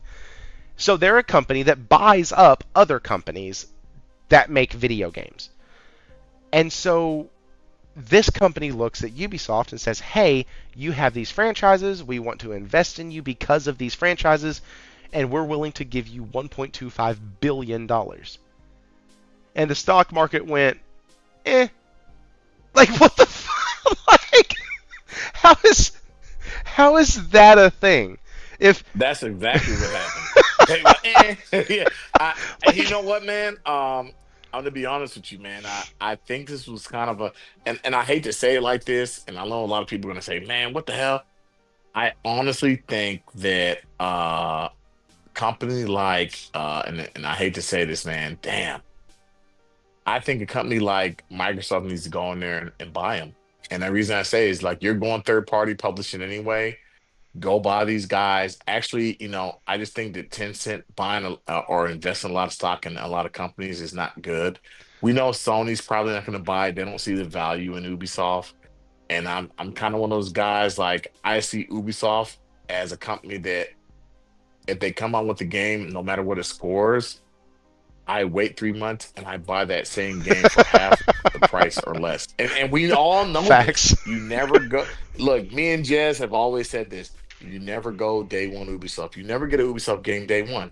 That Assassin's Creed game that came out, I will eventually play it for the price I want That's what I said last because week. yeah, it's gonna do what it does. And then I'm like, oh, I did the same thing with Star Wars Outlaws. I'm a huge Star Wars fan, and I was like, no matter what this game scores, no matter what Digital Foundry says, I'm just gonna sit here and wait about 3 months, and then I'm gonna buy the game when it's half or less the price with the season pass. And Mm. it's never failed me. I've always stuck by the model of oh, Assassin's Creed, whatever Ubisoft produces. There's only one game I would buy day one that Ubisoft could come out with day one, and I would buy, and that would be Beyond Good and Evil 2. If that game came out, I'd buy it day one. But I don't even think that game exists. And maybe they call my bluff. But Beyond Good and Evil 2 is the only game I would buy day one from Ubisoft. Outside of that, anytime Ubisoft has a show, a conference, and we know one's coming up this E3, so-called E3 time, whenever Ubisoft shows me a game, I already know, oh, I'll buy that 3 months later, 4 months later. Ubisoft is the kind of company I think that they're really into the service-based games. They do a decent job at it, but they don't really innovate. Like Rainbow Six. Like Rainbow Six, I think is man, that game is what a PlayStation 4 beginning era title, Mm. and they haven't done a PS5 version, I think. And I'm not mad at that. Same with For Honor. That game is still going on, but they're just like, hey, the game is good. We don't need to reinvent the wheel. But I'm like, at some point, it'd be nice to get some of those updates, and they eventually will do it.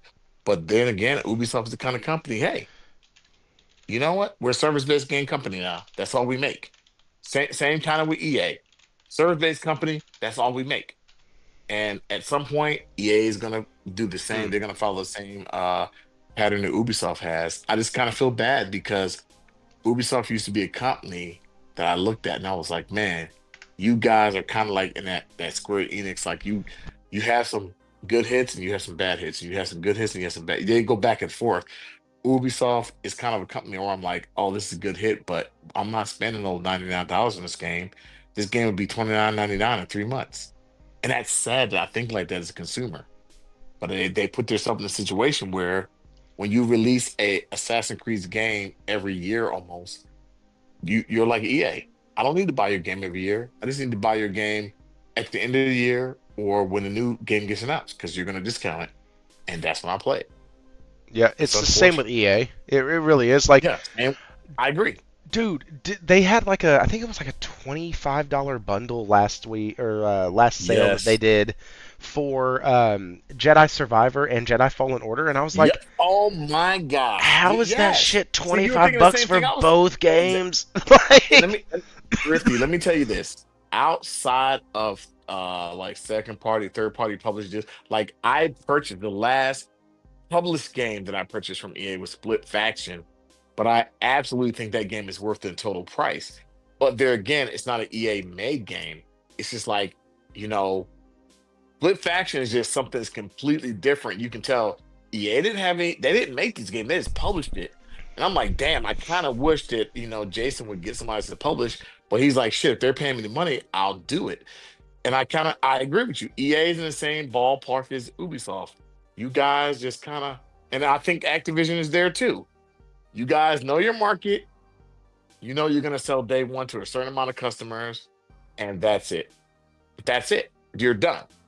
You're good for the year. You can keep adding stuff to this game for a year, and then people will forget about that game. You'll sell your 5 million copies of whatever, and then people will move on. And then you'll produce the next Madden, the next freaking Assassin's Creed, the next whatever game, you're My gonna buddy and I were produce. talking about that because my brother-in-law is a huge college football fan. Yeah. And So he yeah. actually bought a new PS5. He had a PS4, upgraded that, waited the entire time, Mhm. upgraded when they released College Football 25. Oh my God. Yes, he is a avid college football video game fan and an actual like college football fan, but like he bought a new console, a Wow. 450 $500 console if you can find it on sale, 399, 349, whatever. Went out and Right. bought a new PlayStation 5 just so he could play college football. Him and I were talking about it, Wow. and we were like, you know what? I don't know if they're going to do like a college football 26 or if they're going to keep doing this yearly. I was saying the same thing. I I was was saying like, the same thing. I'm pretty sure they are, but he was like, he goes, if they were smart, because this game runs well, he's like, if they were smart, what they would do is they would try to update the AI within the game code and There you charge go. us $30 for a roster update.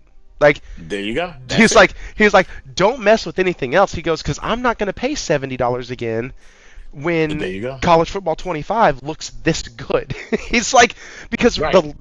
the last college football game he played was college football 2013 Yeah, you sounds like me. Same here. because that was the last one there was.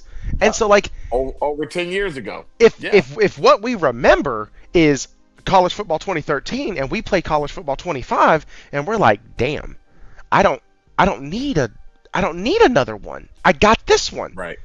But Right. that's just I mean, this is for this is a thing that it kind of like when I look at it, this is a thing like with the big games like Call of Duty Black Ops 6 is on sale now for like their big bundle. And I'm just like, my thing, and I always tell people like I'm a huge COD fan, right? But I'm not stupid enough to see what's going on, and I kind of think they got this whole they pay to win thing going on, right? And so I was telling my brother-in-law, I said I'm not gonna buy Black Ops 6 this year. Yeah, man. And so I got a lot of friends like that's all they play is COD, Madden, and like I'm not really big into sports like I used to be, baseball here and there, but that's all they play. And so my buddies kept saying, get Black Ops 6. So I got it day one with them. We played it in about the first month, Thrifty. We enjoyed it. After that first season came out and they started having this pay to win shit, we were like, this game is garbage. This game is... And then we started finding out like there people are cheating. It's just... And then now, this game coming out in November. It's just hit April 1st, 2nd. Dude, now the end of March, it just went on sale. And I was like, Activision smart. They know November, December, and January, they're gonna get the sales. They know within 2 months after the New Year's, so in a 5 month period, this game, people are just the player base has dropped because people are cheating. They got these freaking models of play to, you gotta buy this yep. skin to win. And so Console players are getting Microsoft, hacked by PC players. Like there was an oh article my, today that I it's saw so bad. that was like It's so bad.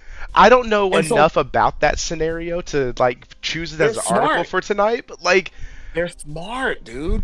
Let me tell you, these guys are smart over Activision, Microsoft. Activision knows that people are cheating, and they're not really doing enough about it. They know what's happening, and their whole thing is, hey, well, we know people are cheating, but hey, but we know people are cheating, but to our, our fans of the game, hey, Ninja Turtles. And they throw this in there, and people are like, oh, because Call of Duty wants to be Fortnite, you Everybody know? wants to be And people, Fortnite. everybody want, and Activision's eating it up, and Microsoft's like, this is the reason we bought you. Yay, it's a win for us. And I'm like, it's a win for you because the leading platform is where most people play it. But people like me who spent $69 on it day one, we dropped off. We don't even play anymore. They don't care about the guy like me, you know, who purchased it day one because they're like, we don't give a f about you Mm, because we got it in Game Pass. And oh, by the way, you yeah. know, we got a lot of young guys out there who are gonna buy these Ninja Turtle skins and Master Shredder and Splinter and all that. And I'm just like, man, I told my buddy, I said, man, why do we buy Call of Duty every year? And he's like, it's the talk of the town. Every year, this is what we talk about. He's like, it's like Madden. I'm like, dude, I haven't bought a Madden game since 2000. I haven't bought a Madden game since 2005 because it's the only football game that exists. And I'm like, I want competition. And I'm like, I'm kind of in the same boat with Call of Duty. I buy it every year and I'm disappointed after 3 months. Yeah, and I'm don't like, use what? the fear of missing out as a reason to get me to purchase a No, game, dude. I've been yeah, I've been doing and this for a long yes. time. And that's what a lot of my buddies do, man, because they're super casual. They're like, hey, man, I don't buy that many games. COD is the only game I buy at the end of the year. And I'm like, oh, you know what? I'll buy it. And then I get it for $70. And me and my wife play it. And we enjoy it for like 3 months. And we're like, damn, man, I just got shot by a guy through a wall. What the hell's going on? So I think that, It's and, part of and this is the what my, charm. It's part of the charm. yeah, and my point that I'm going to with this is when we talk about lead up to Nintendo Switch and price, I can kind of understand why there's certain people out there who will say, "Screw it, I'm just going to buy a Switch 2 and a PlayStation," or I have a PC and a Switch. Like you said before, it goes back to that. This is my secondary console. I don't have to be involved in all the rigmarole of what people are doing online, and I guarantee that Call of Duty will get announced this year for the Switch 2. But I also guarantee that where you'll see it played the most is also on PlayStation because it's the leading platform, you know? Wait. And I don't think that's a bad thing. I think there has to be a balance in the market, but at some point, as the consumer, I think that when we speak out against such atrocities like Black Ops 6 and the cheating, if it doesn't get fixed, it eventually will affect the gaming atmosphere because there are a lot of people out there who just don't want to deal with spending their hard-earned money just for somebody to go buy something from Amazon and be able to shoot them through walls. Nobody wants that, you know? So at some point they have to fix this stuff. They have to. Give me just a sec. No, you're There's good. You're good, brother. no, no, no. Who is this? Hey, I need an article from somebody in chat. If you're in the Discord, you can throw it in there. You can DM me. Warawana, you said that the Ubisoft paid $2.1 million for influencers to play Shadows. Okay, No, cool. I have been seeing that run around. But I've heard that where? narrative. I've heard that, but I haven't seen it. Yeah, I've heard a lot of people say the same thing. Right, right, right. Influencer Like being how Ubisoft spent. Hang on, this is from LinkedIn. Give me a sec. I don't want to do that. I don't want to scan anything. God bless. I hate these things. All right, here we go. What is this and why am I doing it? Blah, blah, blah. Don't care, don't care, don't care. Still don't care. Still don't care. Hang on. I'm just trying to check this out real quick. Lepix hardware, blah, blah, blah. Head launch. Open up all the doors. Oh. Yeah, okay, cool. So, I heard the narrative. You're implying it's not real. No, it's definitely fucking real. Okay. So this is from LinkedIn. This is from Nick Lombardi, co-founder at Streamforge. Influencers plus data plus AI. Let me pull it up real quick. This is, yeah, I told you we weren't going to get shit done tonight. Hit that like button, guys. This is the only show where we can start with 7 topics and only talk about 2 of them. Here we go. Okay, so he goes into this whole thing of why he's doing it. Okay, having analyzed Kingdom Come, Fragpunk, Split Fiction. Today I'm breaking down Ubisoft's long-awaited Assassin's Creed Shadows. Blah, blah, blah, blah, blah. He goes through this, codename Red, officially named Shadows, one do playlist, blah, blah, blah, blah, blah. Keep going down. Similar to what we observed with Kingdom Come Deliverance 2, Ubisoft integrated Twitch drops campaign to boost Shadow's viewership and reward participating creators. This was a two-phase promotion aligned with launch titles, open to all drops, and then phase 2 exclusive UCP creator drops only to approved creator program members. So you got free crap for playing their game and being one of their approved creators. You got swag packs because that's a good way to skirt the rules of giving somebody extra shit. So instead, you give them extra stuff for the game. So you get little creator drops. Cool, cool, cool. This Tier 2 Twitch strategy leveraged both general streaming community and the Ubisoft affiliate creators. It maximized Shadow's presence on Twitch, keeping it trending in directories through the open drops, then funneled the audience to Ubisoft's chosen partners in a second wave. The Lo-Fi collaboration, then the creator program.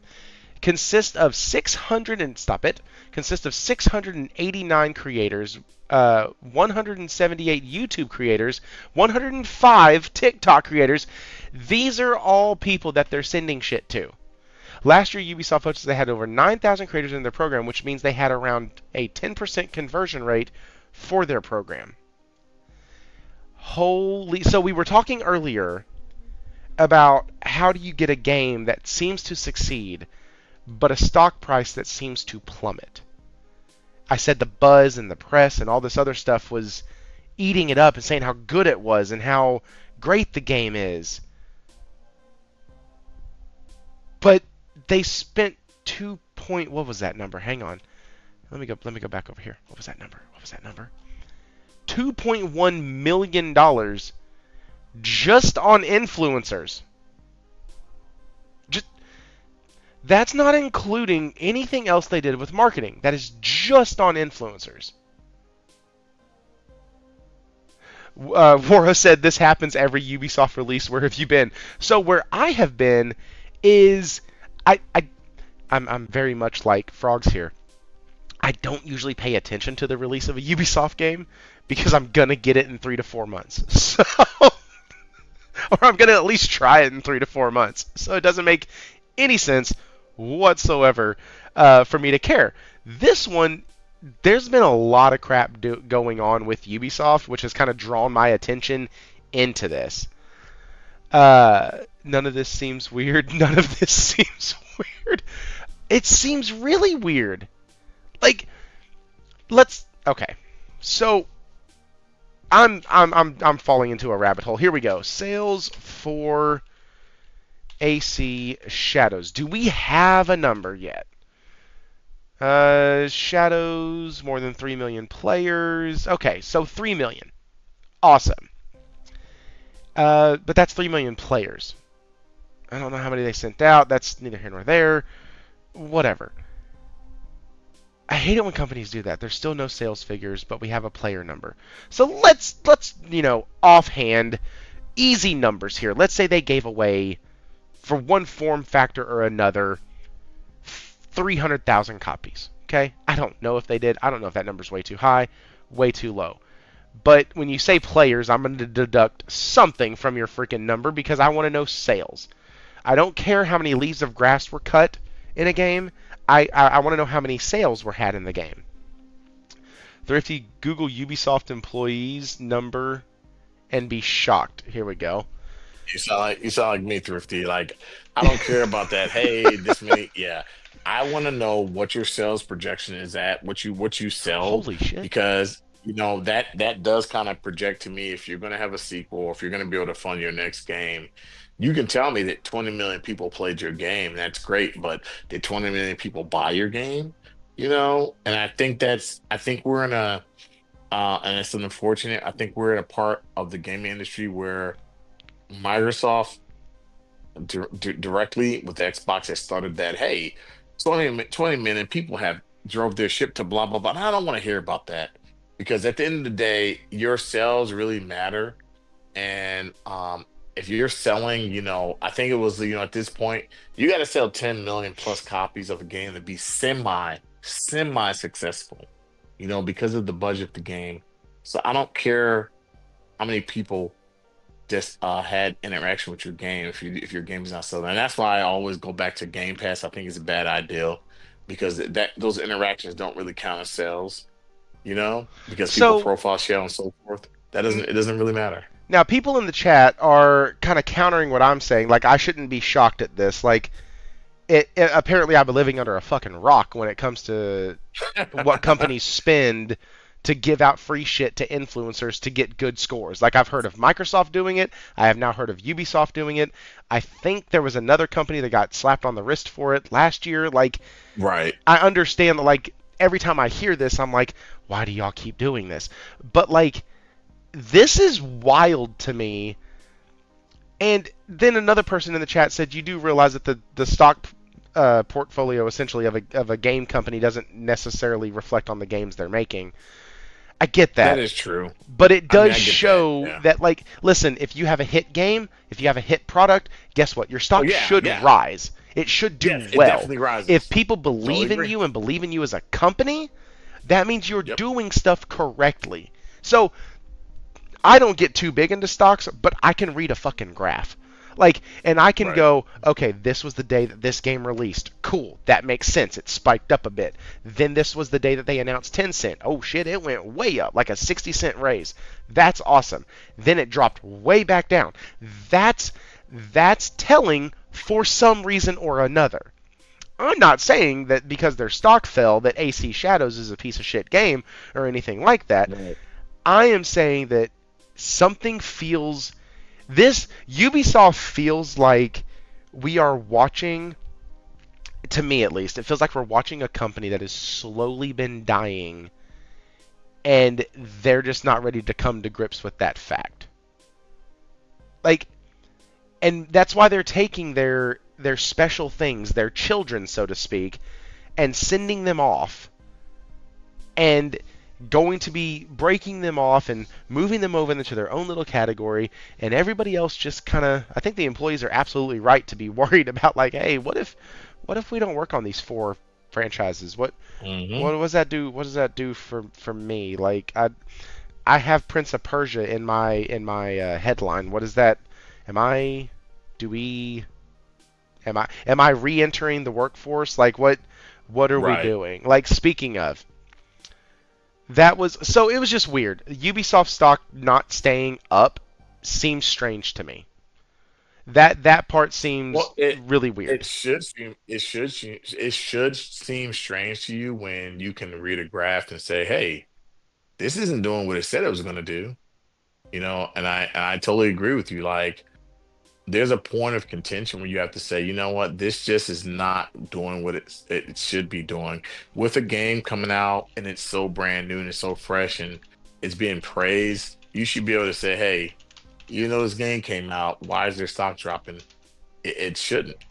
With the 10 cent interaction, why is their stock dropping? It shouldn't. So I don't think it's too far fetched to say, hey, you're not doing as good as you say you are. It's not. Okay, you could create an amazing game that's 20 out of 20 and your stock price would fall. Okay, so here's what Corey said. And once again, so also guys, tonight we were supposed to have Falky on, so huge shout out to him. He had some stuff come up, so we had to miss. I wish that I had him on for this. I am not in investments at all. Uh, okay, so I'm I so here's what we have going on. Corey said that's not true, Thrifty. If your company is projected to fail because you have massive spending issues, you could create an amazing game that is a 20 out of 10 and your stock price will fall because investors control the stock price, not the sales of products. Oh, I Then see what he's saying. hang Okay, I on, see what he's saying. hang on because we got more. We got more. Then Warawana comes in. Remember, I told y'all earlier, Warawana's been on one today. He said that's absolute copium to think Ubisoft's stock price doesn't fluctuate with their gaming or with their games news cycles. LOL. Bale Dante then said stock pricing is about the feels. that's, that's a great statement. Listen, I have a buddy of mine who trades in commodities, and it is the most wild thing in the world to watch him because he worked from home during COVID. It's the most wild thing in the world to watch that dude trade. Like, I was like, dude, what are you trading? He goes, oh, commodities, wheat, corn, soybeans, peas, green beans. Like, really? Like, Interesting. you're trading stocks in corn and in wheat? Like that just sounds weird. Um, and so yeah, he said absolute cope, all that. Corey, but the shareholders' confidence is matched to the news of the games. And then he brings up something that Yep. Corey had said before. Okay, so yeah, I agree with Wara on this. I am gonna agree with Wara that I do believe that news cycle matters, especially with investors, especially with game companies. Um, we saw a game like it, lump it, get over it. We saw a couple games last year get completely dismantled because of the news cycle around them. One of them was Concord. The other one was Dragon Age: The Veilguard. Whether they had reason or not, I'm not disputing that. I am saying we saw both of those games tank super hard because of word of mouth and because of the news cycles that were around those games. Like it's just what was going to happen. Those games had no chance, and two studios got shut down because of it. People got let go. People got released. BioWare had to restructure their entire thing. They restructured their entire studio after that. Like, to think that things like this don't happen and don't have correlation to the news cycle, I think that's a little, or to how well a product does, I think that's a little, that's off, because every single year, like clockwork, you will have people right before the iPhone product drops purchasing Apple stocks. Once the iPhone hits, it's always a success because, well, once again, like it, lump it, you can get over it. Everybody wants their new iPhone. They go buy it. They look like idiots. Everybody out there in line in front of the store knowing damn good and well the store only has 3 of them in the whole damn place and none of them are the color you want. Ask me how I know. You place your order, you get out of there, you get it, you see the stock prices keeps rising, keeps rising, keep rising. People sell about a week into it because then it drops off a bit, but it doesn't usually go all the way back down.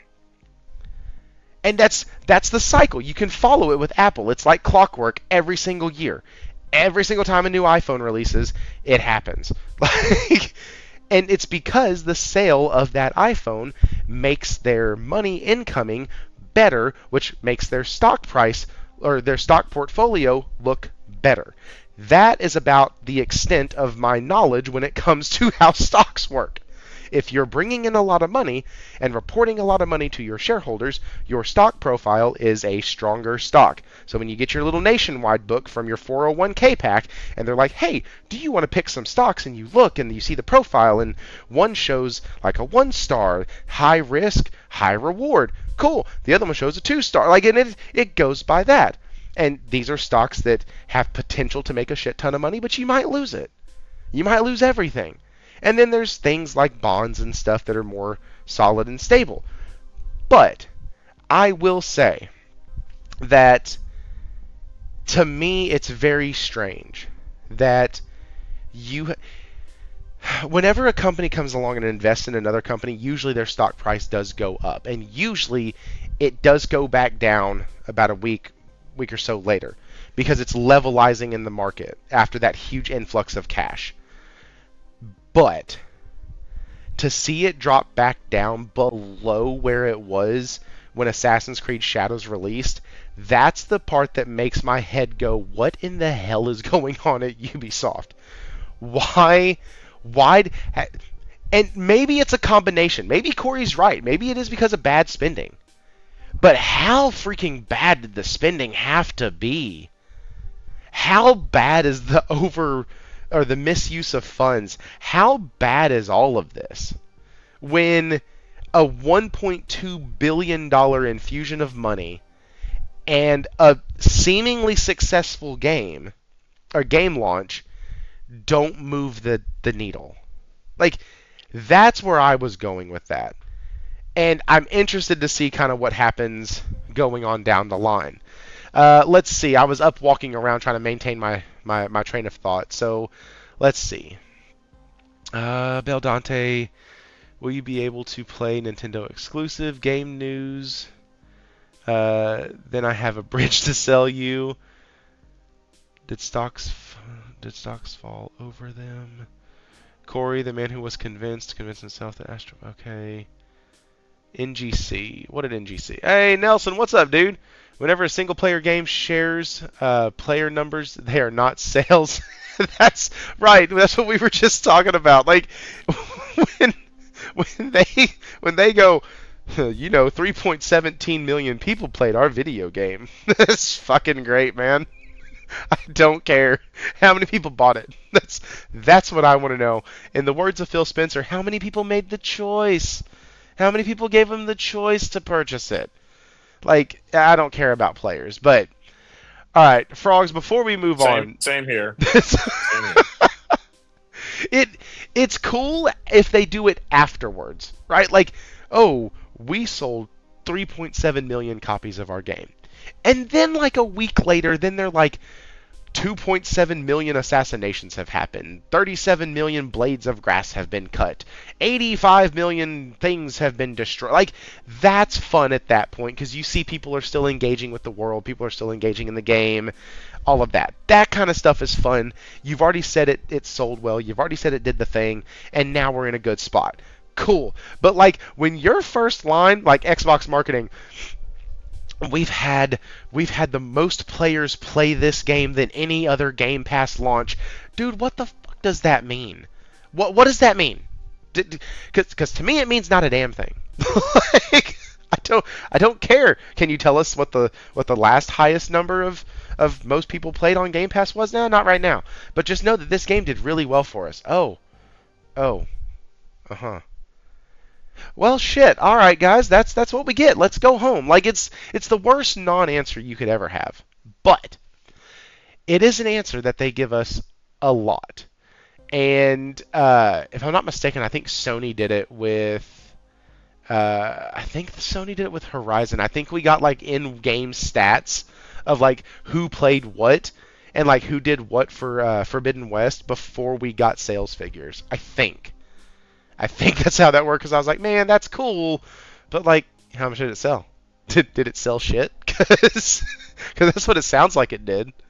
It sounds like it didn't sell well starting out, but then we found out later that it actually sold okay. But anyways, Frogs, do you have anything else on Ubisoft? No, other than just never go day one Ubisoft. Just never. Okay, so let's do this then, because that was the Ubisoft thing. Oh, guys, the PlayStation exclusive stuff that I talked about at the beginning, this was from PlayStation Lifestyle, and it's just about Final Fantasy VII Remake coming to the Switch 2, which I think that's pretty cool. It's nice to see. Yeehaw, it's coming with the Integrate. We have been 2 hours into the show, so that's actually going to be getting cut because Shuhei speaks, and we have to do our Shuhei speaks section. Hey, Wara, you can't call me daddy unless we're in DMs. That's weird. That's just weird. Okay, so former Sony exec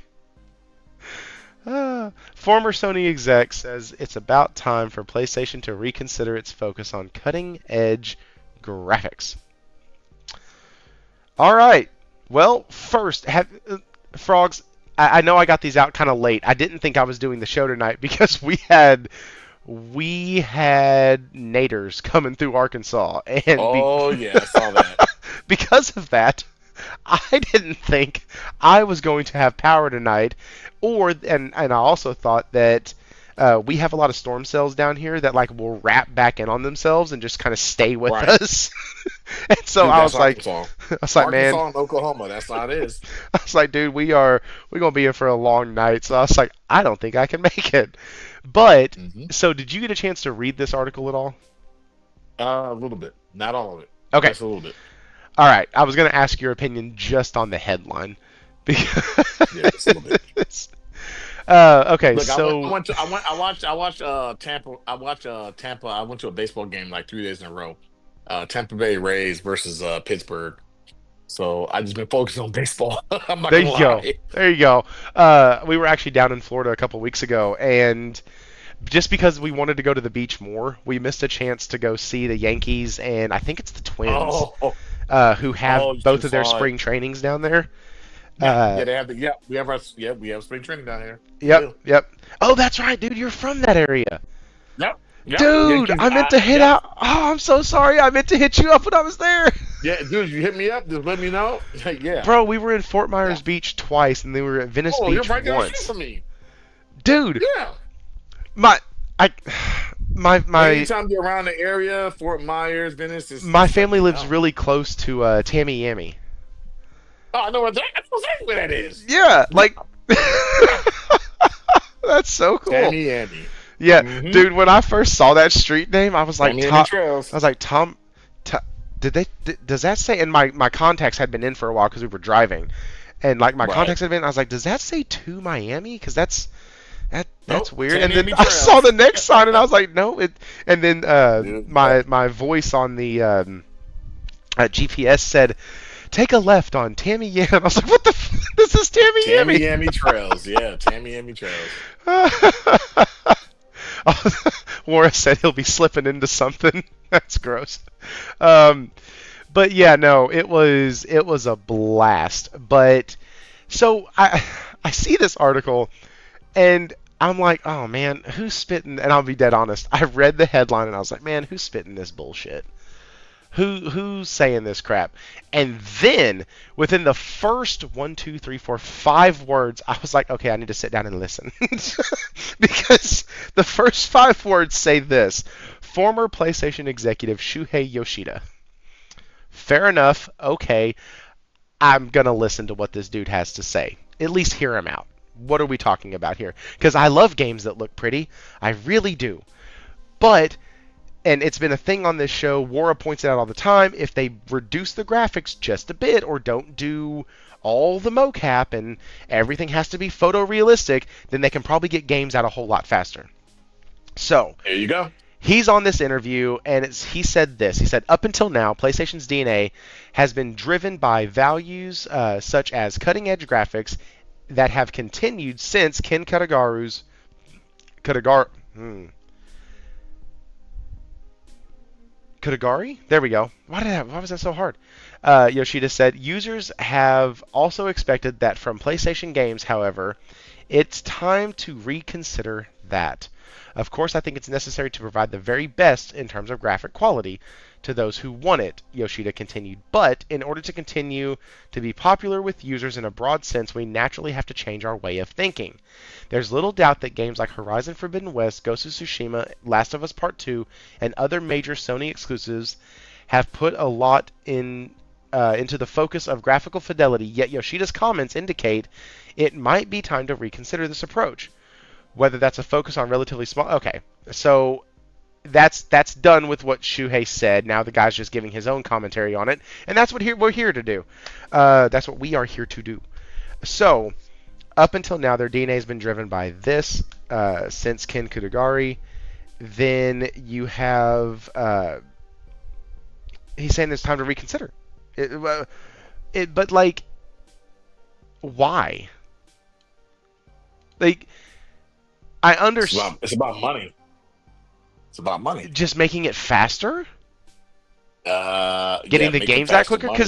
Because this doesn't really Yeah. give any more context into, like, that's it. That's the end of the article, guys. Like, I don't... So, yes, on one hand, I kind of understand. Like, and he mentions that, like, 3 of their massive tentpole games, right? Like, he talks about Tsushima, Last of Us, and Horizon. Like, got it, get it. But we were getting graphically advanced games on the PS3, and we got them quickly. It slowed down considerably during the PS4, and now it seems that 5 years is the new, like, standard, right? Like, I even made a comment in the Discord, which, by the way, guys, y'all can join that link in the description below. Please join the Discord. It's super fun in there. nobody ever shuts up. It's great. 24-hour conversation. Like, I was when you start thinking about these games and what's coming out and where they're going, I love the fact that my games look pretty. But I mentioned, like I was saying just a second ago, in the Discord, I had mentioned that when these, like Naughty Dog, if they take 5 years or 6 years to give us a game, and then 2 years later, because they have another studio that's working on a game, we get another game, right? Because they have the one studio, and then there's rumors that they're working on another game at the same time, kind of alongside. They have this other project, blah, blah, blah. If these studios release 2 games in 8 years, we're down to a once every 4 year clip. Well, if other studios within, like, I guess I'm trying to connect the dots to make it to where we kind of can get all of it. And I'm trying to see in my brain here if it's possible for us to kind of have our cake and eat it too. Yeah, I was about to say it is. You know what I mean? Yeah, I know what you mean. And also be very careful to not disagree with Shuhei, because I respect the shit out of this dude. No, I respect him, but what I honestly think the only way to make this happen is you have to produce smaller titles. You absolutely have to produce games not as big. So we know we're getting Intergalactic from Naughty Dog. So we should not expect a Last of Us Part 3 type game unless it's developed in conjunction with Naughty Dog by somebody else. I think that Sony, just like Microsoft, just like a lot of other companies, they're mishandling their studios and the way they do things. I don't think we, and I kind of agree with Neil Druckmann. I don't think we necessarily need a Last of Us 3, but I think that you ended it off in a way that you gave us hope for one, right? The Uncharted series can go its way and it doesn't have to come back. But The Last of Us needs that third game to finally conclude it, and be done. The same with Spider-Man. I think that you have to do a Spider-Man 3 and then be done. I think Sony, the way that Sony develops their games, they're just like a trilogy. Sony has always kind of stuck by that trilogy mantra, and it makes sense. God of War, Jack and Dexter. Ratchet and Clank is an anomaly because it just kept creating games all over the place. So I think that they have to create smaller projects, and I think that's the way you get it done. If you create games and they're like whatever $1 billion, you're not going to create games and it's like, if we want within one generation, if generation lasts 10 years, we should at least be able to get 2 games from each studio, at least. Yeah. At least 2 good games. See, and So that was what I was hoping for with this generation. A minimum of 2 games, 2 full big budget blockbuster style games. And I honestly, and this is from back when we were doing the show a couple years ago when the show first started. I've always wanted those smaller titles. Miles Morales came out, blew the doors off of everything I thought about smaller titles. Give them to me. I loved it. The story was clean. It was clear cut. It was a perfect 15-hour, 20-hour game. It really was. The whole thing about it was amazing. And I think that's how they have to produce games going forward. But they're not. You have to give us the Miles Morales $39.99 experience. But they're not, and that's the problem. Yeah, I agree. We should have had a Venom game by now. And this is somebody in the Discord earlier. It was Wara. I'll tell you, it was Wara had mentioned that we can't say anything bad about Sony. No. I will gladly. That's fine. I don't care. We should have had a God of War spinoff right now. We should have had a Loki game in our hands. We should have had whatever adventure that Loki and that giant chick, whatever the heck her name was, but the one who was descended from giants. Right. We needed to have a standalone game. Freya? Was that her name? You talking about It was the black chick in there, the one that he was attracted to, went to her land. Oh, okay. I know you're talking about. Yeah, yeah, yeah, yeah.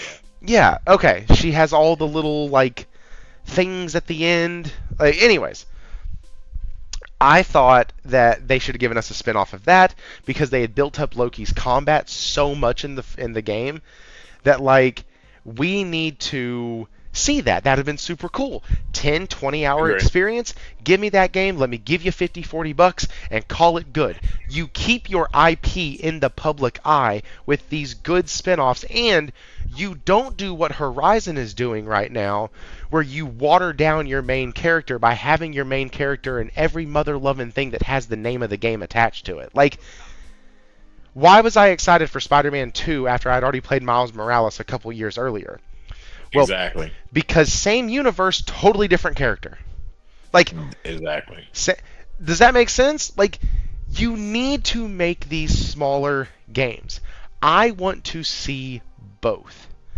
I love the way, and this is going to sound like I'm making a dig at her because she's bald headed, but I love the way that Jordan's head, like the hair and everything, looks in at least the cutscene for that game because we haven't seen gameplay, but at least the Intergalactic. cutscene, yes. Yeah, I think it absolutely looks stunning. Like, you can damn near It's see every absolutely follicle stunning. of hair in the cuts. Like, I am here Yeah, for that. That's really cool. yeah. I'm super ready for it. Like, I was I the just dipshit that started yeah. Horizon. Oh, sorry, go ahead. No, no, I was gonna say I absolutely agree with you. I thought that the presentation of that game and just what it appeared to what it gave me this feeling of like I cannot wait to see what this is, especially like they just put it together so well, and especially the music, everything just fit. And I was like, if Naughty Dog can do this one thing and just really present this game as something that is a mystery. And that's kind of, I feel like Intergalactic is so mysterious. That's why I want to play it. It's such a mysterious type of game. But yeah, I agree with you. Absolutely. I think the trailer was absolutely stunning. I can't wait to see what the game is. I'm just hoping it doesn't disappoint. That's my biggest fear is it just, I get it. And I'm like, I'm so absolutely disappointed. I don't think they will, but we'll see. We will see. Yeah, that's the. But there's so many characters they could do that with. Think of, like, one of the things that I love about Mario is Mario has been in so many different types of games. Right. Like, Mario True. has been on the tennis court. He's been a golfer. He's played basketball. He has gone underwater. He's gone fishing. He's gone bowling. Like, he's gone out into the world and done shit. He's been in an RPG. He's been in a fighting game, I think. I think he's been in a fighting game. He's been in a racer. Like, he has been in so many games. That's awesome. What about maybe taking, I don't know, let's take, let's see, what would a good one? Let's take Nathan Drake, okay? Let's do like a spin-off game. And let's put him in a different genre, right? Like, how, it doesn't have to be this big, huge, massive $100 or $100 million game, $200, $300 million game. Like, it could be a lower budget title where you do almost like a Prince of Persia like style side scroller, and Yeah, it's a agree. Nathan Drake game, not a Nathan Drake. It's a Chloe game where you Hmm. play as Chloe and you take her through the game, and it's all of this side scrolling and finding different areas and collecting all these relics and just turn it into a Hmm. Metroidvania. Uh, Right. Right. I think that'd be a genius idea. Wait a second. Hang Genius. on. Uh-oh. Josh just said, wait, what? You didn't play Uncharted Fight for Fortune. What in the actual hell? If they did it back in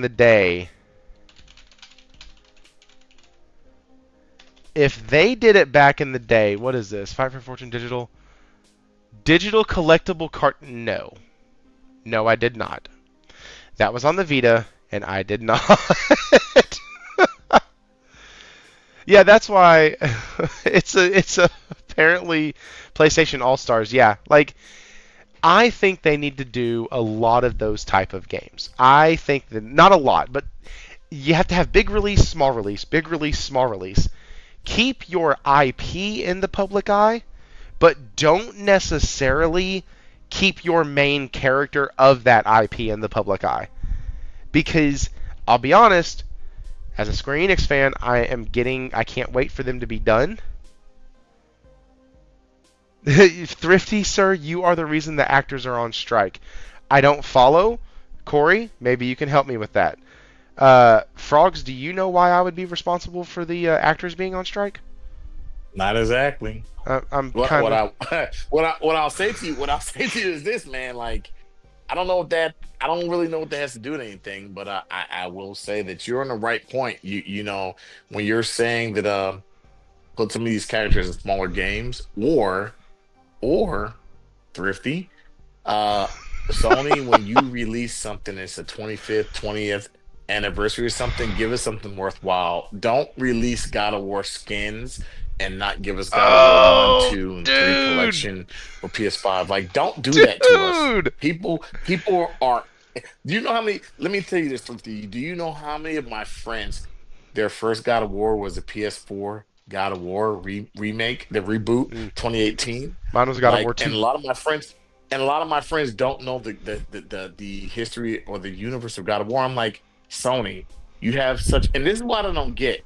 I don't think it costs that much money to say, here's God of War 1, 2, 3, Ghost of Sparta, Chains of Olympus, and Ghost and Ascensions. 6 games. Here you go. We're gonna give them to you remastered. You can keep the same game, this remastered, make them look a little pretty with trophies, whatever. And go ahead and throw another $59 whatever price on there. A lot of my friends that jumped into the PlayStation 4 generation, they were 360 guys. They didn't want Xbox Ones.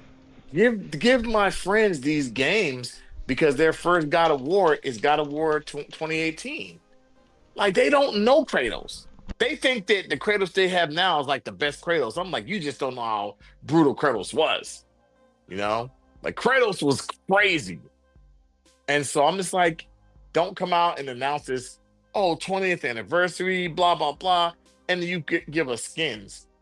And my friends are like, oh, that's what he looked like? I'm like, no, man. Like, so I think there's a missed opportunity in a lot of what PlayStation does with their, and I think that Shuhei and a lot of their developers, publishers, producers, managers, they don't have to produce these multi-billion-dollar titles. Like, they really just need to go back to the basics. Like, look, throw this out there. Give us the nostalgia, but better looking and playing better. Yeah. I don't understand it. I don't get it. It's just give us something that looks better, plays better. That's all we want. We don't. It sounds so easy. I've had several guests on the show. The guy who was my co-host for quite some time, Will and I, we'd sit here and we would talk about what kind of game we would create. Nate, when he was on the show recently, we talked about what kind of game we would create. Like, if they would just listen to some of these podcasts, we have gold mine ideas. Like, you don't have to reinvent the game. You don't have to redo everything. Just upgrade the graphics just a bit, make it run a little bit better, and give it to us. We'll even give you money for it. I'm not saying make it free. I am saying we'll give you money. I am telling you how to get me to open my wallet. God of War 1 through 3, and then the off-numbered games, do another collection with those. So I can have every God of War on my PS5 in a physical form. That would be sick. Hell, do what they used to do with CDs. Okay, so everybody in here is old enough to remember CDs, compact discs that you would put in a binder, and you would play them in a CD player in your car or in your room or in a boombox or what have you. That's how we used to listen to music. Anybody in here who's, I don't know, under the age of 30. We used to play music that way. Well, what you would do is you would burn one, and you would give it out, and you would do all that. And hang on, I'm losing my train of thought because I'm listening to people argue. Corey, I never said anything about... Okay, thank you. I was like, shit, I've never said anything about wanting AI for voice actors. That's not my thing. I don't want AI for voice actors. I want Sony to not focus so much on getting every single facet of a game right if it means we have to wait 6 years Right. in between games. I don't want the $1 billion projects, if your console is Right. going to be a 10-year life cycle and you want me to and here's my thing with PlayStation. I think that Nintendo kind of got right, but they got wrong, and I always say this, like Sony has such a huge library and catalog of games, and I don't think that PlayStation Premium is going to cut it. I may be wrong. There's a point in time where you're Jack and Dexter, either bring Jack and Dexter back or remaster, Jack and Dexter 1 through X, and give us something that looks good. And I just think that you're Mm, missing a bigger audience there. You have all these studios that you bought, Blue Point and so forth. Give these studios something to do to an ambition and drive, and say, you know what? This used to be an Uncharted studio with Naughty Dog. Hey, Blue Point, you're gonna be our next, Uncharted studio or whatever. Let them make an original IP. Let them go ahead and Blue Point, and I can say this, Blue Point remaster and remakes games like nobody else. Give them the ability to take Jack and Dexter and bring it to this generation of people who've never played a Jack and Dexter, because we saw what Astrobot did. Why wouldn't you say, you know what? Astrobot came out. Hey, the follow up to that is a Jack and Dexter, trilogy or whatever you're gonna call it. The God of War, whatever you're gonna call it. It's just like you have an IP. You don't need to reinvent the wheel. I know everybody doesn't like remakes and remasters, but it's nothing wrong when you have such a big audience of people who were so young they never got to play those games. Give those people the ability. Keep that nostalgia alive. This way you don't have to rely on them to subscribe to the PlayStation Premium service where now they have to freaking emulate a freaking and stream a game. Not everybody's gonna want to do that. Some people are gonna say, hey, you know what? I'll spend the $59 on six God of War games, $69 on six God of War games remastered from the ground up. Give them that ability.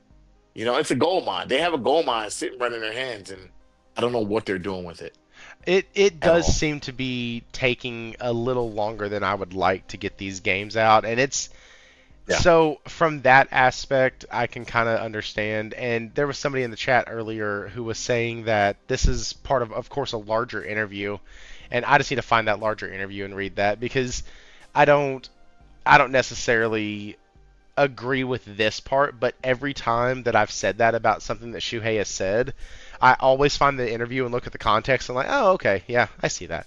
And like, Yeah. Yeah, but I get like it. with all of this, it is very hard for me to look at Sony and go, hey, listen, I understand, but I Right. also understand that we're supposed to be getting better at our craft, and so I'm a technician. That's probably way different than a game developer. I get it. I'm a technician.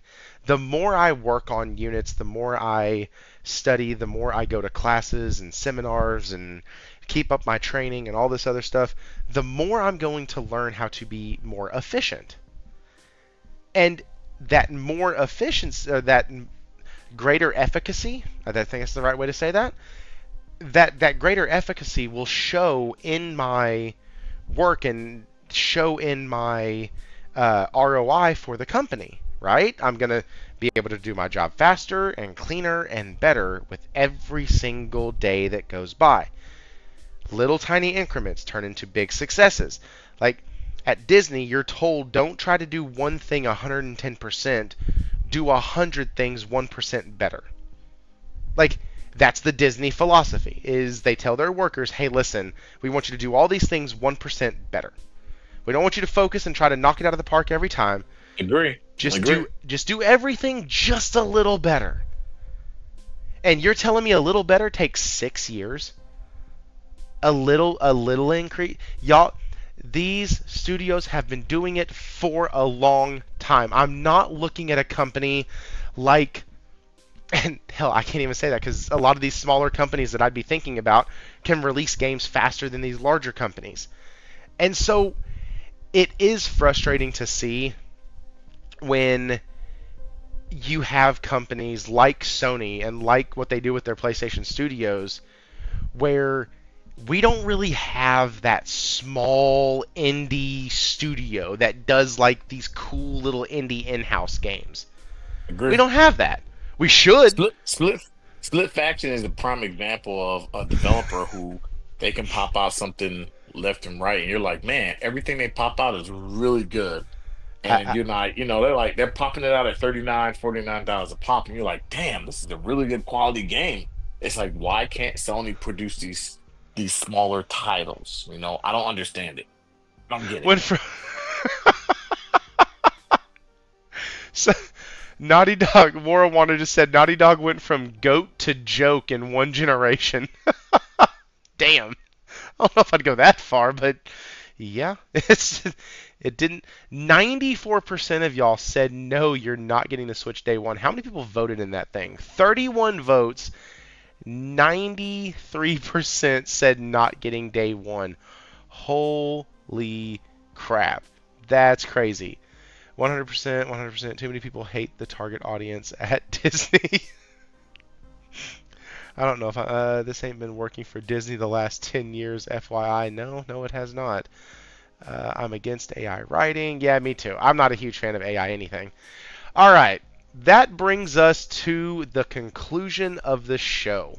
Frogz, do you have anything to add? Anything you're like, oh man, I wish we would have covered this part? Adios, Montreal getting shit No, no, kicked in the no. teeth again. Like, I absolutely think that you covered a lot in tonight's conversation.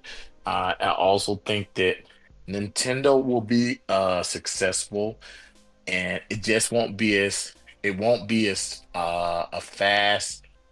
The console hardware market won't be as fast growing as the last generation, just like PlayStation 5 to PS4, and definitely series systems to Xbox. I think each generation is going to slow down.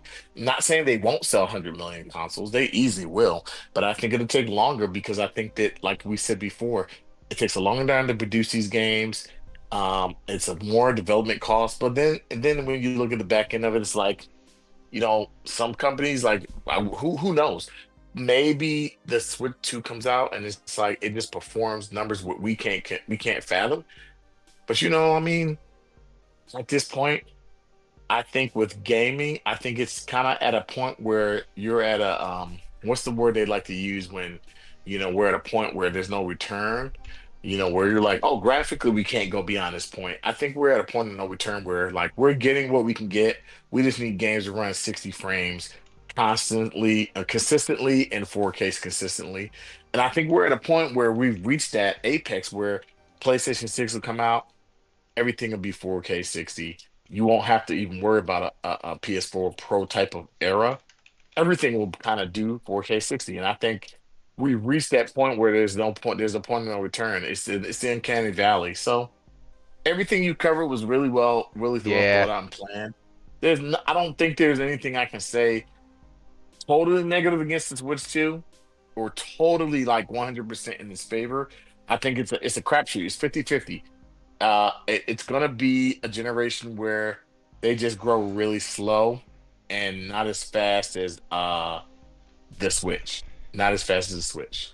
I They're just gonna think grow they a little bit missed the slower. window to come out of it. This is my prediction, okay, guys? This is my Mhm. prediction for the Switch 2. I think they missed the window for the Switch 2 to be wildly successful by 12 months. Yeah, I think a year. I agree. Ooh, man, I agree with that. They should have They, came out a year ago. I they, agree. or let me, because I know somebody's going to fact I agree. check me. Somebody's going to fact I check me agree. on that. But like, whenever the PlayStation originally raised their price from the Yes. 399 to the 449, Nintendo should have been right there at that moment and said, "Hey, listen, This. we're going to release Yes. ours right now." This Be- system should have came out when PS5 Pro was even on a calendar to be released. I definitely think that. because if you're I trying to definitely if you're agree. trying to hop into that AAA space, that that that space that says, "Hey, you can play your Call of Duties, you can play your Cyberpunk Yep. 2077s, you can play your Elden Rings over here." It should have Like, been last year, not this you year. needed to get in before the other consoles, mainly PlayStation, but we didn't know that Xbox wasn't going to be doing a mid-gen refresh at the time. We You needed to get in before their mid-gen refreshes came out Right. I agree. because Now folks are just going to go, like, right now there's a bundle for the PlayStation. It's the Slim Digital with Astrobot for $399. Like, that's a good price for the PS5. That's a good price.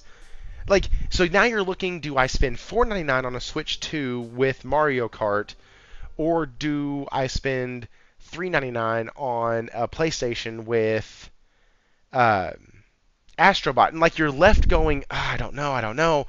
But back when it raised the price to $449, if you're looking at that back then and going, okay, I think we're in a good spot here. We can release it right now. People are already expecting $450. Sony just raised the price, so people are a little pissy about that. We can get in right now, and we can jump into this space, and people can play their Hogwarts Legacies with better visuals. People can play Cyberpunk now with on handheld, on native, on the go. Like, they had such an opportunity, and I think because they had to wait or chose to wait or what have you, I think that's going to end up hurting their sales. I could be wildly mistaken. I could be completely wrong. I don't work for Nintendo, so there's a good chance I don't know what the hell I'm talking about.